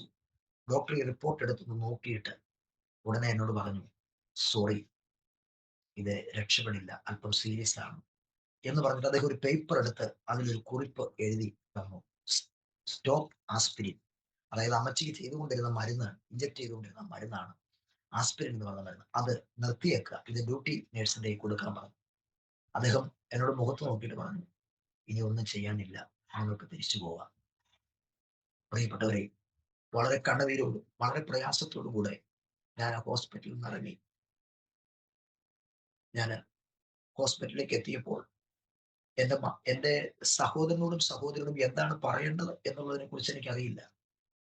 ഞാൻ കർത്താവിൽ ധൈര്യം സംഭരിച്ചു. എൻ്റെ സഹോദരനോട് പറഞ്ഞു, ഇന്ന രീതിയിലാണ് പ്രയാസങ്ങളായിരിക്കുന്നത് എന്ന് പറഞ്ഞു. ആ ഡ്യൂട്ടി നേഴ്സിന്റെ കയ്യിൽ ആ എഴുതി തന്ന, ഡോക്ടർ തന്ന ആ ചീട്ട് ഞാൻ ഏൽപ്പിച്ചു. അവർ വന്നു ഇഞ്ചക്ഷൻ എല്ലാം എടുത്തു മാറ്റി. അവരും ഇങ്ങനെ ഞങ്ങളെ സശ്രദ്ധം വീക്ഷിച്ചുകൊണ്ടിരിക്കുക. കാരണം തലച്ചോറിലേക്കുള്ള പ്രധാനപ്പെട്ട ഞരമ്പ് പൊട്ടി രക്തം ബ്ലീഡ് ചെയ്തുകൊണ്ടിരിക്കുക എന്ന് പറയുമ്പോൾ നിങ്ങൾ ചിന്തിക്കുക, ആ വ്യക്തി എങ്ങനെ ജീവിക്കും. ഞങ്ങൾ കണ്ണുനീരോടുകൂടെ കർത്താവിൽ ആശ്രയിച്ചു. ഞാൻ ആ സമയത്ത് ഷാരോൺ ഫെലോഷിപ്പ് എന്ന് പറയുന്ന ദൈവസഭയുമായി ബന്ധപ്പെട്ട് പ്രവർത്തിച്ചുകൊണ്ടിരിക്കുന്ന സമയമാണ്. ആ സമയത്ത് അനുഗ്രഹീതനായ ഒരു കർത്തൃദാസൻ തൊടുപുഴ ഷാരോൺ ഫെലോഷിപ്പ് ടൗൺ ചർച്ചിലുണ്ടായിരുന്ന പാസ്റ്റർ സാബു ഫിലിപ്പ് എന്ന് പറയും. ഞാൻ പെട്ടെന്ന് ആ കർത്തൃദാസനെ വിളിച്ചു, നിങ്ങൾ ശ്രദ്ധിക്കണേ, ഞാൻ ആ ദൈവദാസനോട് വിളിച്ചു തന്നെ ചോദിക്കുന്നത്, സാബു പാസ്റ്ററെ, നമ്മുടെ ചർച്ചിന്റെ സെമിട്രി ഏത് ഭാഗത്താണ്, നമ്മുടെ ചർച്ചിന് സെമിട്രി ഉണ്ടോ എന്നാണ് ഞാൻ ആദ്യം അദ്ദേഹത്തോട് ചോദിക്കുന്നത്. അദ്ദേഹം എന്നോട് ചോദിച്ചു, ജോൺ പാസ്റ്റർ എന്താ ചോദിക്കുന്നത്, എന്താ സംഭവം, എന്നോട് പറ. ഞാൻ പറഞ്ഞു, പാസ്റ്റർ അതല്ല, ഞാൻ ചോദിച്ചതിന് പാസ്റ്റർ മറുപടി പറയണം. അദ്ദേഹം എന്നോട് പറഞ്ഞു, പാസ്റ്റർ എന്താ സംഭവം എന്ന് പറ. ഞാൻ പറഞ്ഞു, പാസ്റ്ററെ, ഇങ്ങനെ ഒരു വിഷയമാണ്, ഞങ്ങളുടെ മാതാവുമായിട്ട് വന്നു 2 ദിവസമായി, മാതാവിന്റെ പ്രയാസങ്ങൾ ഇന്നതാണ്, തലയുടെ CT സ്കാൻ എടുത്തപ്പോൾ ഡോക്ടർ ഇങ്ങനെ പറഞ്ഞിരിക്കുന്നത്, പാസ്റ്റർ പെട്ടെന്നൊന്ന് പറ, അമ്മച്ചി പെട്ടെന്ന് മരിക്കും. പ്രിയപ്പെട്ടവരെ, ആ കർത്തൃദാസൻ അനുഗ്രഹീതനായ ഒരു കർത്തൃദാസനാണ്. ഞാൻ എന്നും ദൈവസന്നിധിയിൽ നന്ദിയോടെ ഓർക്കുന്നു. അദ്ദേഹം തന്റെ ഭാര്യയും മക്കളെ തനിച്ചാക്കി. എനിക്ക് വേണ്ടപ്പെട്ട മറ്റൊരു സ്നേഹിതൻ മോൻസി എന്ന് പറയുന്ന ഒരു കർത്തൃദാസനുണ്ട്. അദ്ദേഹത്തെ കൂടെ വിളിച്ചുകൊണ്ട് ഏതാണ്ട് 5 മിനിറ്റിനുള്ളിൽ ആ കർത്തൃദാസൻ പാഞ്ഞ് ആ ഹോസ്പിറ്റലിൽ എത്തി. ഞങ്ങളെ മക്കളെ 3 പേരെ ചേർത്ത് നിർത്തി ചോദിച്ചു, എന്താ മക്കളെ സംഭവിച്ചത്. അപ്പോൾ ഈ കാര്യങ്ങളൊക്കെ പറഞ്ഞപ്പോൾ ഞാൻ ഇന്ന് ഓർക്കുന്നു, അദ്ദേഹം എന്നോട് ഗൗരവമായി ചോദിച്ചു, അമ്മച്ചി മരിച്ചു പോകും എന്ന് കർത്താവ് നിങ്ങളോട് പറഞ്ഞായിരുന്നു എന്നൊരു ചോദ്യം ചോദിച്ചു. എനിക്ക് ആൻസർ പറയാൻ പറ്റാതെ ഞാൻ സ്തബ്ധനായി പോയി. അദ്ദേഹം വീണ്ടും ചോദിച്ചു, ഞങ്ങൾ 3 പേരോടും, നിങ്ങളുടെ അമ്മച്ചി മരിക്കും എന്ന് കർത്താവ് നിങ്ങളോട് പറഞ്ഞു. ഞാൻ പറഞ്ഞില്ല. ഡോക്ടറല്ലേ പറഞ്ഞു? അതെ. വാ, അസാധ്യങ്ങളെ സാധ്യമാക്കുന്ന ദൈവത്തോട് നമുക്ക് പ്രാർത്ഥിക്കാം. ആ കർത്താവിന്റെ ദാസൻ ഞങ്ങളെ 3 മക്കളെ വിളിച്ച് അമ്മച്ചി കിടക്കുന്ന ആ ബെഡിന് ചുറ്റും ഞങ്ങൾ കൈ കോർത്ത് പിടിച്ചു കൊണ്ടു. സാബു പാസ്റ്ററും അദ്ദേഹത്തോടൊപ്പമുള്ള മോൻസി പാസ്റ്ററും ഞാനും എൻ്റെ സഹോദരനും സഹോദരി ഞങ്ങൾ വൃത്താകൃതിയിൽ കൈ കോർത്ത് പിടിച്ച് ഒരു ചർച്ചിനകത്ത് നമ്മൾ പ്രാർത്ഥിക്കുന്ന ആ ഒരു അറ്റ്മോസ്ഫിയറിൽ ഞങ്ങൾ പ്രാർത്ഥിച്ചു. ആ ഹോസ്പിറ്റൽ, ആ വാർഡിലുള്ള ഒരാൾ പോലും ഞങ്ങൾ പ്രതികരിച്ചില്ല. ഡ്യൂട്ടി നേഴ്സുമാരൊക്കെ അവിടെ ഉണ്ട്. അവരാരും പ്രതികരിച്ചില്ല. കാരണം അവർക്കറിയാം അവരുടെ എല്ലാം പ്രവർത്തികൾ അസ്തമിച്ചു. ഇനി പ്രവർത്തിപ്പാൻ കഴിയുന്നത് ദൈവത്തിന് മാത്രമാണ്. ഞങ്ങൾ അവിടെ ഒരുമിച്ച് നിൽക്കുമ്പോൾ ആ കർത്താവിന്റെ വിലപ്പെട്ട ദാസൻ കണ്ണുനീരോടുകൂടെ, ഒരു പാസ്റ്റർ അല്ലെങ്കിൽ ഒരു ദൈവ മനുഷ്യൻ അങ്ങനെ കരയുന്നത് എന്റെ ഇത്രയും പ്രായത്തിനിടയിൽ ഞാൻ ഇതുവരെ കണ്ടിട്ടില്ല. അതുപോലെ നിറ കണ്ണുകളോട് അദ്ദേഹം പ്രാർത്ഥിച്ചു. പ്രാർത്ഥനയ്ക്കൊടുവിൽ അദ്ദേഹം പറഞ്ഞൊരു കാര്യമുണ്ട്. ഇങ്ങനെ പറഞ്ഞ് പ്രാർത്ഥിച്ചു, കർത്താവേ, ഈ 3 കുഞ്ഞുങ്ങളുടെ ഭാവി കാര്യങ്ങൾ നടന്നിട്ടില്ല. അവരുടെ പിതാവ് അനുഗ്രഹിക്കപ്പെട്ട ഒരു ദൈവഭക്തനായിരുന്നു. അദ്ദേഹം അവിടുത്തെ സന്നിധിയിലേക്ക് പ്രവേശിച്ചു. അവർ അമ്മയുള്ളവരായിട്ടാണ് ഇവിടേക്ക് വന്നത്. അമ്മയും ഇല്ലാത്തവരായിട്ട് അവരെ തിരിച്ചു പോകാൻ നീ അനുവദിക്കരുത്, നീ ജീവനുള്ള ദൈവമാണ് എന്ന് പറഞ്ഞ് അദ്ദേഹം കണ്ണുനീരോട് പ്രാർത്ഥിച്ച് ആമേൻ പറഞ്ഞിട്ട്, ഹല്ലേലൂയ, ഹല്ലേലൂയ, ആ ദൈവ മനുഷ്യൻ എന്റെ തോളത്ത് തട്ടിയിട്ട് എന്നോട് പറഞ്ഞു, പാസ്റ്ററെ, സമാധാനമായിരിക്കുക. നമ്മൾ സേവിക്കുന്ന കർത്താവ് മരിച്ചടക്കപ്പെട്ട് കല്ലറയ്ക്കുള്ളിൽ ഒതുങ്ങിയവനല്ല, 3-ാം ദിനം ശക്തിയോടെ ഉയർത്തെഴുന്നേറ്റ ദൈവമാണ്. ആ കർത്തൃദാസൻ ഞങ്ങളെ ശക്തീകരിച്ചു, പ്രാർത്ഥിച്ചു. അദ്ദേഹവും തന്റെ കൂടെയുള്ള സ്നേഹിതനും അവിടെ നിന്ന് മടങ്ങിപ്പോയി. ഞാൻ നിങ്ങളോട് എന്റെ ജീവിതാനുഭവം പറയുന്നു. അന്ന് രാത്രിയിൽ പതിവ് പോലെ 9 മണിയായപ്പോൾ ഞങ്ങള് പുരുഷന്മാർ കിടക്കുന്ന വാർഡിലേക്ക് ഞാനും എൻ്റെ സഹോദരനും കടന്നുപോയി. അവിടെ ചെന്ന സമയത്ത് ഉറങ്ങാൻ പറ്റുന്നില്ല. ഭക്ഷണമോ വെള്ളമോ ഒന്നും ഞങ്ങൾ കുടിച്ചിട്ടില്ല. ആ ഹോസ്പിറ്റലിന്റെ ടൈൽസ് ഇട്ട തറയിൽ ഞാനും എൻ്റെ സഹോദരനും ഒരു കൊച്ചു വാവിരിച്ച് അവിടെ ഞങ്ങൾ മുട്ടുകുത്തി ഉറങ്ങാതെ കർത്താവിനോട് കണ്ണുനീരോട് പ്രാർത്ഥിച്ചു. കർത്താവേ, ആ കർത്തൃദാസൻ പ്രാർത്ഥിച്ച പ്രാർത്ഥന നീ കേട്ടു. ഞങ്ങളുടെ ഹൃദയവേദന നീ അറിയുന്നു. ഞങ്ങൾ അമ്മയുള്ളവരായിട്ടാണ് ഇവിടേക്ക് വന്നത്. അമ്മയും അപ്പനും ഇല്ലാത്തൊരു സാഹചര്യത്തിൽ തിരികെ പോകാൻ നീ അനുവദിക്കരുത്. ഞങ്ങൾ സേവിക്കുന്ന കർത്താവ് അങ്ങ് ജീവനുള്ള ദൈവമാണ് എന്ന് കണ്ണുനീരോടുകൂടെ ഞങ്ങൾ അവിടെ പ്രാർത്ഥിച്ചു. ആ പ്രാർത്ഥന ഞങ്ങൾ പ്രഭാതം വരെ ഇങ്ങനെ തുടരുമ്പോൾ ഏതാണ്ട് ഒരു 3:50, പ്രഭാതത്തിൽ ഒരു 3:50 ആയ സമയത്ത് എൻ്റെ ഉള്ളിൽ ദൈവാത്മാവ് ഇടപെടുകയാണ്. ഒന്നും സംഭവിക്കുകയില്ല, ഞാൻ തൊട്ടിരിക്കുകയാണ്. Price the Lord. അന്നത്തെ പോലെ ഞാൻ ഇന്നും ആ ദൈവിക സ്പർശനം ഞാൻ ആത്മാവിൽ തിരിച്ചറിയുകയാണ്. പ്രിയപ്പെട്ടവരെ, സത്യമായും ഞാൻ നിങ്ങളോട് പറയുന്നു, ദൈവത്തിന്റെ കരം ശക്തമായി സ്പർശിച്ച ആ ദൈവിക ആലോചന കിട്ടി. പെട്ടെന്ന് ഒരു വാക്കിൽ പ്രാർത്ഥിച്ച് പ്രാർത്ഥന നിർത്തിയിട്ട് ഞാൻ എൻ്റെ സഹോദരനെ വിളിച്ചിട്ട് എൻ്റെ സഹോദരനോട് പറഞ്ഞു, ജ്യേഷ്ഠ, അമ്മച്ചിയെ കർത്താവ് തൊട്ടിട്ടുണ്ട്. അപ്പൊ എൻ്റെ സഹോദരൻ എന്നോട് പറഞ്ഞു, എന്തോ ഒരു ദൈവിക സ്പർശനം ഉണ്ടായിട്ടുണ്ട്, എൻ്റെ ഹൃദയത്തിൽ ഒരു ആശ്വാസം ഇറങ്ങി വരികയാണ്. അപ്പോൾ ഈ സമയം 3:50 4 മണി ആയിട്ടില്ല. ഞങ്ങൾക്ക് 6 മണി 6 മണിയാകാതെ സ്ത്രീകളുടെ വാർഡിലേക്ക് ഞങ്ങൾക്ക് പ്രവേശനമില്ല. ആ സമയം വരെ ഞങ്ങൾ അവിടെ വെയിറ്റ് ചെയ്തു, പ്രാർത്ഥിച്ചു, പ്രത്യാശയോടെയിരുന്നു. അപ്പോൾ എൻ്റെ മാതാവ് എഴുന്നേൽക്കത്തില്ല, ഇരിക്കത്തില്ല, ഒരു ഗ്ലാസ് വെള്ളം കൈകൊണ്ട് പിടിച്ച് കുടിക്കത്തില്ല, തളർന്ന ആളിങ്ങനെ കിടക്കത്തേ ഉള്ളൂ. പ്രിയപ്പെട്ടവരെ, പ്രഭാതത്തിൽ 6:30 ആയപ്പോൾ ഞാനും എൻ്റെ സഹോദരനും ഞങ്ങൾ ആ വാർഡിലേക്ക് ചെല്ലുമ്പോൾ അമ്മച്ചി തനിച്ചെഴുന്നേറ്റിരുന്ന് ഗ്ലാസിനകത്ത് വെള്ളം കുടിച്ചുകൊണ്ടിരിക്കുന്ന ആ കാഴ്ച ഇന്ന് ഓർക്കുമ്പോൾ എന്റെ കർത്താവിനെ എത്ര സ്തുതിച്ചാലും മതി വരികയില്ല. ഹല്ലേലൂയ. എന്നെ കേൾക്കുന്ന അരോമ ടിവിയിലെ അനുഗ്രഹീതരായ പ്രേക്ഷകരോട് ഞാൻ കർത്താവിന്റെ നാമത്തിൽ പറയട്ടെ, യേശു ക്രിസ്തു ഒരു യാഥാർത്ഥ്യമാണ്. യേശു ക്രിസ്തു ജീവിക്കുന്ന ദൈവമാണ്. കർത്താവ് സൗഖ്യദായകനാണ്. അവിടുത്തെ അടിപ്പിണരുകളാൽ സൗഖ്യമുണ്ട് എന്നുള്ളത് 750 വർഷങ്ങൾക്ക് പുറകിൽ യെശയ്യാ പ്രവാചകൻ പ്രവചിച്ചു പറഞ്ഞത് വ്യാജമല്ല, അത് സത്യമാണെന്നുള്ളത് ജീവിതാനുഭവത്തിൽ ഞങ്ങൾക്ക് അനുഭവിച്ചറിയുവാനിടയായി തീർന്നു. ദൈവത്തിന് സ്തോത്രം. പിറ്റേ ദിവസം ഞങ്ങൾ പ്രഭാതത്തിൽ ചെന്നപ്പോൾ അമ്മച്ചി ഈ വിധത്തിൽ ഇരിക്കുകയാണ്. സഹോദരിയും ഞങ്ങൾ 3 പേരും ഒരുമിച്ച് കണ്ണുനീരോടെ കർത്താവിന് ഞങ്ങൾ മഹത്വം കൊടുക്കുവാനിടയായി. അപ്പോൾ തന്നെ നിങ്ങളൊന്ന് ശ്രദ്ധിക്കണം, ഇതേ സെയിം കേസോടുകൂടെ ഒരു സ്ത്രീയെ ഞങ്ങൾ ചെന്ന് 2 ദിവസം കഴിഞ്ഞ ഒരു സ്ത്രീയെ, ഒരു ലേഡിയെ അവിടെ കൊണ്ടുവന്നു. അവർക്ക് ഇതേ പ്രോബ്ലമാണ്, തലച്ചോറിലേക്കുള്ള ഞരമ്പ് പൊട്ടി. സ്തോത്രം. ഞങ്ങൾ അമ്മച്ചിയെ പ്രഭാതത്തിൽ ചെന്ന് കണ്ടു. അമ്മച്ചി എഴുന്നേറ്റിരുന്ന് വെള്ളം കുടിക്കുന്ന കാഴ്ച കണ്ടു. ആ പകൽ 11:30 ആയപ്പോൾ ആ സ്ത്രീ ഈ ലോകത്തിൽ നിന്ന് യാത്ര പറഞ്ഞു കടന്നുപോയി. അമ്മച്ചി കിടക്കുന്ന കിടക്കയ്ക്ക് മുൻപിലൂടെ സ്ട്രക്ചറിൽ അവരുടെ ബോഡി ഉന്തിക്കൊണ്ട് പോയപ്പോൾ ഞങ്ങൾ അറിയാതെ നമ്മൾ സേവിക്കുന്ന ദൈവത്തിന്റെ മഹത്വം എന്താണെന്ന് ഓർത്ത് ആ കർത്താവിന്റെ നന്ദിയോടെ ഞങ്ങൾ വീണ്ടും വീണ്ടും സ്തുതിക്കുവാൻ കൊണ്ടവിടെയായി തീർന്നു. Price the Lord. ഈ അവസരത്തിൽ പ്രിയപ്പെട്ടവരെ, വിശുദ്ധ തിരുവെഴുത്തിലെ ഒരു വചനം ഞാൻ ഓർത്തു പോകുന്നു. നഹൂം പ്രവചനം 1-ാം അധ്യായം അതിന്റെ 7-ാം വാക്യം ഇങ്ങനെ പറയുന്നു: യഹോവ നല്ലവനും കഷ്ട ദിവസത്തിൽ ശരണവുമാകുന്നു, തങ്ങൾ ആശ്രയിക്കുന്നവരെ അവൻ അറിയുന്ന ദൈവമാണ്. Price the Lord. ഹല്ലേലൂയ. ഈ കർത്താവ്, സ്തോത്രം, ഹല്ലേലൂയ, ഈ കർത്താവിന് പ്രവർത്തിപ്പാൻ കഴിയാത്ത ഒരു വിഷയങ്ങളുമില്ല. വിശ്വാസത്തോടെയും പരമാർത്ഥ ഹൃദയത്തോടെയും കണ്ണുനീരോടും നീതിയോടും കൂടെ നാം ദൈവത്തിൽ ആശ്രയിക്കുന്നവരാണെങ്കിൽ ഏത് മെഡിക്കൽ സയൻസ് കൈവിട്ട വിഷയമാകട്ടെ, ഏത് ഡോക്ടർമാർ നോ പറഞ്ഞ വിഷയമാകട്ടെ, അതിനകത്തുനിന്ന് തിരിച്ച് പുതിയൊരു അധ്യായത്തിലേക്ക് കൊണ്ടുവരുവാൻ കരുത്തുള്ള കർത്താവ് ചെയ്ത അത്ഭുതങ്ങളാണ് ഞാൻ നിങ്ങളോട് അറിയിക്കാനിടയാകുന്നത്. കർത്താവിന് സന്തോഷത്തോടെ ഞാൻ മഹത്വം കൊടുക്കുകയാണ്. Price the Lord. അങ്ങനെ ഞങ്ങൾ 2-3 ദിവസം കൂടെ അവിടെ ചെലവിട്ടു.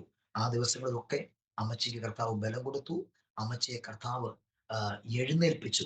സ്വന്തമായി ബാത്റൂമിൽ പോകാനും തിരിച്ചു വരാനും ഒക്കെ കഴിയുന്ന ഒരു നിലവാരത്തിലേക്ക് മാതാവിനെ കർത്താവ് ശക്തിപ്പെടുത്തി. ഞാൻ ഒന്നുകൂടെ പറഞ്ഞോട്ടെ. അപ്പോൾ ഞങ്ങൾ പ്രഭാതത്തിൽ വന്നു, അമ്മച്ചിങ്ങനെ കണ്ടു.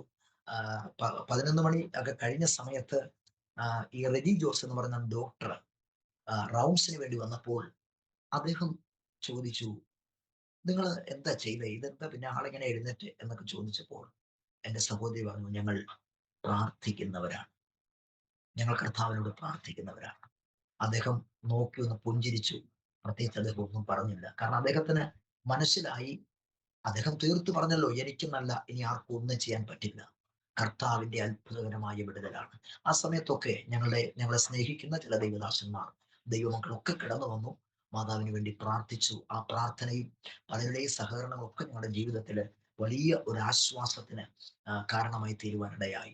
ചുരുക്കി പറഞ്ഞാൽ, മരിച്ച് ബോഡി ഭവനത്തിലേക്ക് കൊണ്ടുവരും എന്നുള്ള രീതിയിലുള്ള കാര്യങ്ങൾ എല്ലാം ആയതാണ്. അമ്മച്ചിക്ക് സീരിയസ് ആയിരുന്ന സമയത്ത് ഞാൻ എൻ്റെ ഒരു അകന്നൊരു കസിൻ ബ്രദറിനോട് വിളിച്ചു പറഞ്ഞിട്ട് അദ്ദേഹം വീട്ടിൽ ചെന്ന് ഞങ്ങളുടെ വീട്, വാടകയ്ക്ക് താമസിക്കുന്ന വീട് തൂത്തുവാരിയിട്ട് മുറ്റത്ത് അത്യാവശ്യം നിന്ന പുല്ലും പള്ളയൊക്കെ വെട്ടിപ്പോലും കളഞ്ഞു. കാരണം എന്തായാലും ആള് മരിക്കുമ്പോൾ പന്തലിടണമല്ലോ. ഞാൻ പറഞ്ഞത്, അത്രയും വരെ എത്തിയ സ്ഥാനത്ത് നിന്ന് ജീവിതത്തിലേക്ക് അമ്മച്ചിയെ മടക്കി കൊണ്ടുവന്നു. കഴിഞ്ഞ 2024 ഫെബ്രുവരി മാസം 1-ാം തീയതിയാണ് കർത്താവ് അമ്മച്ചിയെ വിളിക്കുന്നതും അമ്മച്ചി ഞങ്ങളെ വിട്ട് ദൈവസന്നിധിയിലേക്ക് പോകുന്നതും. ഞാൻ ഈ പറഞ്ഞ സംഭവം നടക്കുന്നത് 2005-ലാണ്. അമ്മച്ചിക്ക് ഈ വിധത്തിലുള്ള പ്രതിസന്ധി സംഭവിച്ചതും കർത്താവ് വിടുവിച്ചതും 2005 മുതൽ 2024 വരെയുള്ള കാലഘട്ടങ്ങളിൽ ഞങ്ങളുടെ മാതാവിനെ ആരോഗ്യത്തോടും ബലത്തോടും സൗഖ്യത്തോടും കൂടെ കർത്താവ് സൂക്ഷിച്ചു. കർത്താവ് ബലപ്പെടുത്തുവാനിടയായി. ഞാൻ പറഞ്ഞത്, ദൈവത്തിന് അസാധ്യമായിരിക്കുന്ന കാര്യങ്ങളൊന്നുമില്ല. നാം ദൈവസന്നിധിയിൽ നേരോടും വിശ്വസ്തയോടും കൂടെ നിൽക്കുന്നവരാണെങ്കിൽ, ദൈവത്തിന്റെ വചനം പറഞ്ഞു, നേരോടെ നടക്കുന്നവർക്ക് ഒരു നന്മയ്ക്കും കർത്താവ് മുടക്കം വരുത്തുകയില്ല. അങ്ങനെയുള്ള ജീവിതാനുഭവങ്ങളിലൂടെ മുൻപോട്ട് പോരുവാനായിട്ടിടയായി തീർന്നു. വീണ്ടും 2005-ലാണ് ഈ സംഭവം. 2006 വീണ്ടും അമ്മച്ചിക്ക് ഹിരണ്യയുടെ അസുഖം ബാധിച്ചിട്ട് വീണ്ടും കോട്ടയം മെഡിക്കൽ കോളേജിൽ എത്തിച്ചപ്പോഴും വളരെ ദുഃഖകരമായിരിക്കുന്ന വേദനാജനകമായ സാഹചര്യത്തിലൂടെ കടന്നുപോയി. 2 പ്രാവശ്യം ഓപ്പറേഷൻ ചെയ്യുന്ന സാഹചര്യം വന്നു. 2-ാം പ്രാവശ്യത്തെ ഓപ്പറേഷൻ നടക്കുമ്പോഴും ഡോക്ടർ, ഞങ്ങളോട് കോട്ടയം മെഡിക്കൽ കോളേജിൽ ഒരു ചീഫ് ഡോക്ടർ എന്നെ വിളിച്ചിട്ട് പറഞ്ഞു, മിക്കവാറും ഓപ്പറേഷൻ കഴിയുമ്പോൾ അമ്മച്ചിക്ക് എന്തെങ്കിലും സംഭവിക്കാൻ സാധ്യതയുണ്ട്, കാരണം ആള് വളരെ ടയേർഡാണ്, അങ്ങനെയുള്ള പ്രയാസങ്ങളുണ്ട്. എന്നാൽ 2005 ദൈവം പ്രവർത്തിച്ച വഴികൾ ഞങ്ങൾക്കറിയാവുന്നത് കൊണ്ട് ഡോക്ടർ ലോകനാഥ് എന്ന് പറയുന്ന ഒരു ഡോക്ടറാണ് അമ്മച്ചിയെ അന്ന് ഓപ്പറേഷൻ ചെയ്തത്. ആ ഡോക്ടറോട് ഞാൻ കയ്യിൽ പിടിച്ചിട്ട് പറഞ്ഞു, സാറേ, 2005 ഇതുപോലെ മെഡിക്കൽ സയൻസ് കൈവിട്ടൊരു വിഷയം ഞങ്ങൾ നേരിട്ടവരാണ്. ഈ അമ്മച്ചിയെ ഈ ശരീരത്തിൽ കർത്താവ് ജീവിപ്പിച്ചതാണ്. അതുകൊണ്ട് സാറിന് ധൈര്യമായി ഓപ്പറേഷൻ നടത്താം, ഞങ്ങൾ പുറത്തുണ്ട്, ഞങ്ങൾ പ്രാർത്ഥിക്കുന്നവരാണെന്ന് ധൈര്യത്തോടു കൂടെ പറയാൻ കർത്താവ് ബലപ്പെടുത്തി. അദ്ദേഹം അല്പസമയം എൻ്റെ മുഖത്തേക്ക് സൂക്ഷിച്ചു നോക്കി, നിങ്ങൾ പ്രാർത്ഥിച്ചോളൂ എന്ന് പറഞ്ഞിട്ട് അദ്ദേഹത്തേക്ക് പോയി. ഏതൊക്കെയായാലും ഞാൻ നിങ്ങളോട് വീണ്ടും പറയട്ടെ, ആ പ്രതിസന്ധിയിൽ നിന്നും അമ്മച്ചിയെ ആരോഗ്യത്തോടും സൗഖ്യത്തോടും ബലത്തോടും കൂടെ കർത്താവ് പുറത്തു കൊണ്ടുവന്നു. അവിടെ നിന്നും മരിച്ച ശരീരവുമായിട്ടല്ല, ജീവനുള്ള ശരീരത്തോടു കൂടെ മാതാവുമായി ഞങ്ങൾക്ക് മടങ്ങിപ്പോരുവാൻ കർത്താവ് കൃപ ചെയ്യുവാൻ ഇടയായി തീർന്നു. ദൈവത്തിന് സ്തോത്രം. ഞാൻ പറഞ്ഞു വന്നത്, ഇങ്ങനെയുള്ള വേദനാജനകമായ അനേക അനുഭവങ്ങളിലൂടെ ഞങ്ങൾ കുടുംബമായി മുൻപോട്ട് പോന്നിട്ടുണ്ട്. എന്നാൽ അവിടെ ഒക്കെ കർത്താവിന്റെ വലിയ സാന്നിധ്യവും വലിയ കൃപയും കൂടെ ഇരുന്ന് ഞങ്ങളെ നടത്തി. ഞാൻ പറഞ്ഞല്ലോ 2006 ഈ സംഭവം. അതിൽ നിന്നും കർത്താവ് വിടുവിച്ചു. ഭവനത്തിൽ വന്നു വലിയ മാറ്റങ്ങൾക്ക് തന്നു. അങ്ങനെ 2006 വരെ മേലുകാവ് മറ്റം എന്ന ആ സ്ഥലത്ത് ഞങ്ങൾ താമസിച്ചു, പാർത്തു, കർത്താവിന്റെ വേല ചെയ്തു. പിന്നീട് ഞങ്ങൾ താമസിച്ച ആ ഭവനത്തിൽ നിന്ന് മറ്റൊരു ഭവനത്തിലേക്ക് ഞങ്ങൾ മാറി. ആ ഭവനത്തിൽ നിന്നും താമസം മാറേണ്ട ഒരു സാഹചര്യം കടന്നു വന്നപ്പോൾ അന്ന് ഞങ്ങളുടെ ഭവനത്തിൽ സഭായോഗമായിട്ട് കൂട്ടായ്മയുണ്ട്, ആരാധനയുണ്ട്. ആ ചർച്ചിൽ കടന്നു വന്നതും ഇപ്പോൾ ഞാനായിരിക്കുന്ന മുറ്റത്ത് ഞങ്ങളുടെ സഭയിൽ അംഗത്വമുള്ളതുമായിരിക്കുന്ന ഒരു കർത്താവിന്റെ ദാസിയും കുടുംബവും മുഖാന്തരമായിട്ട് മുട്ടം എന്ന് പറയുന്ന സ്ഥലത്തേക്ക് ഞങ്ങൾ കടന്നു വരാനിടയായി. ഇപ്പോൾ ഞങ്ങൾ താമസിക്കുന്നത് തൊടുവഴിക്കടുത്തുള്ള മുട്ടം എന്ന് പറയുന്ന സ്ഥലത്ത് താമസിച്ചാണ് കർത്താവിന്റെ വേല ചെയ്തുകൊണ്ടിരിക്കുന്നത്. 2006 അവസാനവും 7 ഞങ്ങൾ മുട്ടം എന്ന് പറയുന്ന സ്ഥലത്തേക്ക് കടന്നു വന്നു. ഞങ്ങളുടെ ആ വേണ്ടപ്പെട്ട ആ കുടുംബമാണ് ഞങ്ങൾക്ക് മുട്ടത്ത് കടന്നു വരാനുള്ളതായിരിക്കുന്ന ക്രമീകരണങ്ങളൊക്കെ ഒരുക്കി. അങ്ങനെ വാടകയ്ക്ക് ഒരു ഭവനമെടുത്ത് അവിടെ താമസിച്ചു, മുറ്റത്ത് പ്രവർത്തനം നടത്തുകയും കർത്താവിന്റെ വേലയിൽ അതിശക്തമായി പ്രയോജനപ്പെടുകയൊക്കെ ചെയ്യാൻ കർത്താവ് അവസരം തന്നുകൊണ്ടിരിക്കുകയാണ്. അങ്ങനെ ഇരിക്കുന്ന സമയത്താണ് ഏതാണ്ട് 2008 ആ കാലഘട്ടം വന്നപ്പോഴാണ് എനിക്ക് അതിശക്തമായ പനി ബാധിച്ചിട്ട് അത് ന്യൂമോണിയ പോലെ ഒരു സാഹചര്യത്തിലേക്ക് വന്ന് വല്ലാത്ത ഒരു നിലവാരത്തിലേക്ക് ഞാൻ മാറ്റപ്പെടുന്ന ഒരു സാഹചര്യം ഉണ്ടായി. ദൈവത്തിന് സ്തോത്രം. അവിടെയും മരിച്ചു പോകത്തക്ക നിലയിൽ പൗലോസ് അപ്പോസ്തലൻ കൊരിന്ത്യ ലേഖനത്തിൽ പറയുന്നത് പോലെ ദൈവത്തിന് സ്തോത്രം, ഞങ്ങളുടെ പ്രാണൻ പോലും നഷ്ടപ്പെട്ടു പോകുമോ എന്ന് തോന്നത്തക്ക നിലവാരത്തിൽ അതുപോലെയുള്ള ഒരു പ്രതികൂല സാഹചര്യത്തിലൂടെ കടന്നുപോയി. ദീർഘമായ ചില മാസങ്ങൾ ഭവനത്തിൽ തന്നെ വിശ്രമിക്കേണ്ട ചില സാഹചര്യങ്ങളിലൂടെ ഒക്കെ കടന്നുപോയെങ്കിലും അവിടെയും കർത്താവിന്റെ കരം അത്ഭുതകരമായി ഇറങ്ങി വന്ന് സൗഖ്യമാക്കുകയും സഹായിക്കുകയും വിടിവിക്കുകയും ഒക്കെ ചെയ്യുന്ന അനുഭവങ്ങൾ ജീവിതത്തിൽ അനുഭവിച്ചറിയുവാൻ ഇടയായി തീർന്നു. ദൈവത്തിന് സ്തോത്രം. ഈ കടന്നു പോകുന്ന ജീവിത അനുഭവങ്ങളെയൊക്കെ പിന്നാമ്പുറങ്ങളിലേക്ക് തിരിഞ്ഞു നോക്കുമ്പോൾ കർത്താവ് എത്ര വിശ്വസ്തനാണ് എന്നുള്ളത് ഓർക്കുമ്പോൾ ദൈവത്തെ സ്തുതിക്കുവാനും ദൈവത്തെ മഹത്വപ്പെടുത്താതിരിക്കുവാനും കഴിയുകയില്ല. ദൈവത്തിന് സ്തോത്രം. അങ്ങനെ മുട്ടത്തിന്റെ പല ഭാഗങ്ങളിലായി ഞങ്ങൾ ഭവനമായി മാറി മാറി സഞ്ചരിക്കുകയും മാറി മാറി താമസിക്കുകയും ആ താമസിച്ച വീടുകളിലൊക്കെ ആരാധന കാര്യങ്ങൾ ക്രമീകരിച്ച് ഒക്കെ മുൻപോട്ട് യാത്ര ചെയ്തു പോരുവാൻ ഇടയായി തീർന്നു. ദൈവത്തിന് സ്തോത്രം. ഹല്ലേലൂയ. ഇതിനിടയിലൊക്കെ ഒരുപാട് സാഹചര്യങ്ങൾ, സാമ്പത്തികമായ ബുദ്ധിമുട്ടുകൾ, സാമ്പത്തികമായ പരാധീനതകൾ, പ്രയാസങ്ങൾ, അതിലൂടെയൊക്കെ കടന്നു പോരുന്ന സാഹചര്യങ്ങൾ ഉണ്ടായിട്ടുണ്ട്. ദൈവത്തിന് സ്തോത്രം. എന്നാൽ ആ സാഹചര്യങ്ങളുടെയൊക്കെ നടുവിൽ ദൈവത്തിന്റെ വലിയ സാന്നിധ്യം ഞങ്ങളോട് കൂടെ ഇരിക്കുകയും ഞങ്ങളെ സഹായിക്കുകയും ഒക്കെ ചെയ്യുവാനായിട്ട് ഇടയായി തീർന്നു. അങ്ങനെ കടന്നു പോകുന്ന സാഹചര്യത്തിലാണ് 2011 ഞാൻ എൻ്റെ 2 വീലർ ഓടിച്ച് തൊടുപുഴ പട്ടണത്തിൽ നിന്ന് തൊടുപുഴ സ്റ്റാൻഡിന് പോകുന്ന ആ ഭാഗം, ബസ് സ്റ്റാൻഡിലേക്കുള്ള ഭാഗത്തേക്ക് യാത്ര ചെയ്യുന്ന സമയത്താണ് അലക്ഷ്യമായിട്ട് ഒരു കാറ്, അതിന്റെ ഡ്രൈവർ തിരിച്ചത് നിമിത്തമായിട്ട് എൻ്റെ വാഹനം ആ കാറിൽ ഇടിക്കുകയും പെട്ടെന്ന് ഞാൻ റോഡിൽ എതിർവശത്തേക്ക് മറിഞ്ഞ് തെറിച്ച് വീഴുകയും ചെയ്യുന്ന ഒരു സാഹചര്യം ഉണ്ടായി. അതും എൻ്റെ ജീവിതത്തിൽ മറക്കാനാവാത്ത ദൈവത്തിന്റെ അത്ഭുതകരമായ ഒരു വിടുതലാണ്. ഞാനിങ്ങനെ ബൈക്ക് ഓടിച്ചു പോകുമ്പോൾ, എൻ്റെ 2 വീലർ ഓടിച്ചു പോകുമ്പോൾ എൻ്റെ വാഹനത്തിന്റെ പിറകിൽ ഒരു ട്രിവാൻഡ്രം സൂപ്പർ ഫാസ്റ്റ് ബസ് വരുന്നുണ്ട്. അപ്പോൾ ഞാൻ മുൻപോട്ട് വാഹനം ഓടിച്ചു പോകുമ്പോൾ ഈ കാറ് റോഡിന്റെ ലൈനിന് പുറത്ത് കിടക്കുകയാണ്. അത് തിരിച്ച് റോഡിലേക്ക് ഇങ്ങനെ യു ടേൺ എടുക്കാനായി കയറ്റുന്ന കണ്ടപ്പോൾ ഞാൻ ശക്തിയായി ഹോൺ മുഴക്കി.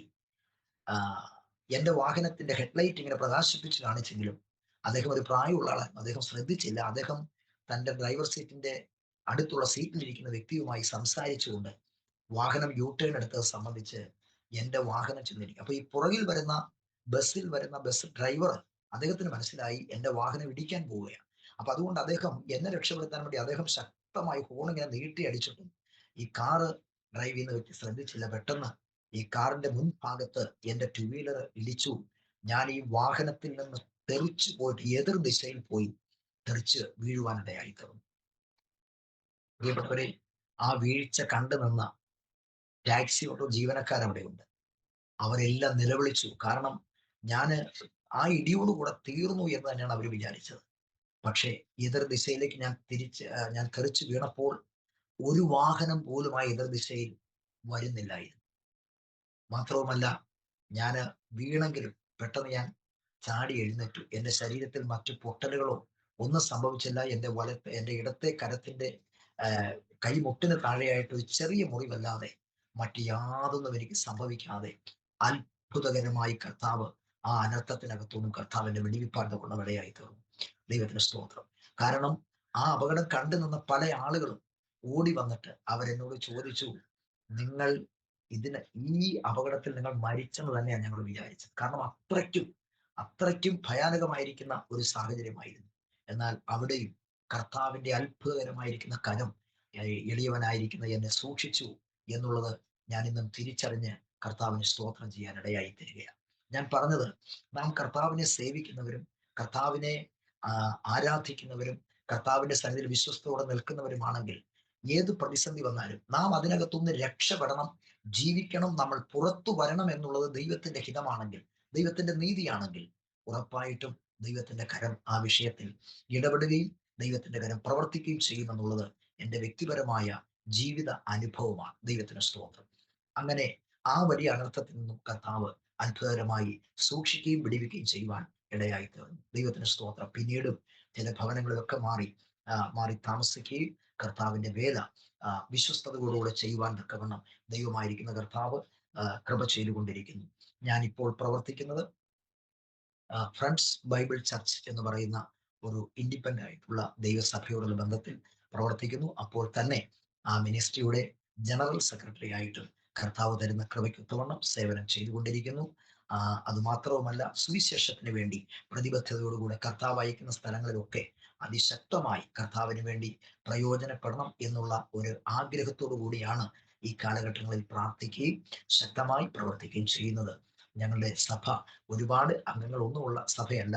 ഏകദേശം ഒരു 30-35 പേര് മാത്രമേ ചർച്ചയിൽ ഉള്ളൂ. ഒരു ചെറിയ കൂട്ടായ്മയാണെങ്കിലും കടന്നു വരുന്ന വിശ്വാസികൾ ദൈവത്താൽ അനുഗ്രഹിക്കപ്പെട്ടവരും ദൈവകൃപയുള്ളവരും കർത്താവിനെ ആത്മാർത്ഥമായി സേവിക്കുകയും ചെയ്യുന്ന കുടുംബങ്ങളാണ് കടന്നു വന്നുകൊണ്ടിരിക്കുന്നത്. ഞാൻ പറഞ്ഞത്, അനേകരുടെ ദൈവിക ദർശനങ്ങൾ ഈ കാലഘട്ടത്തിൽ നഷ്ടപ്പെട്ടു പോകുന്നു.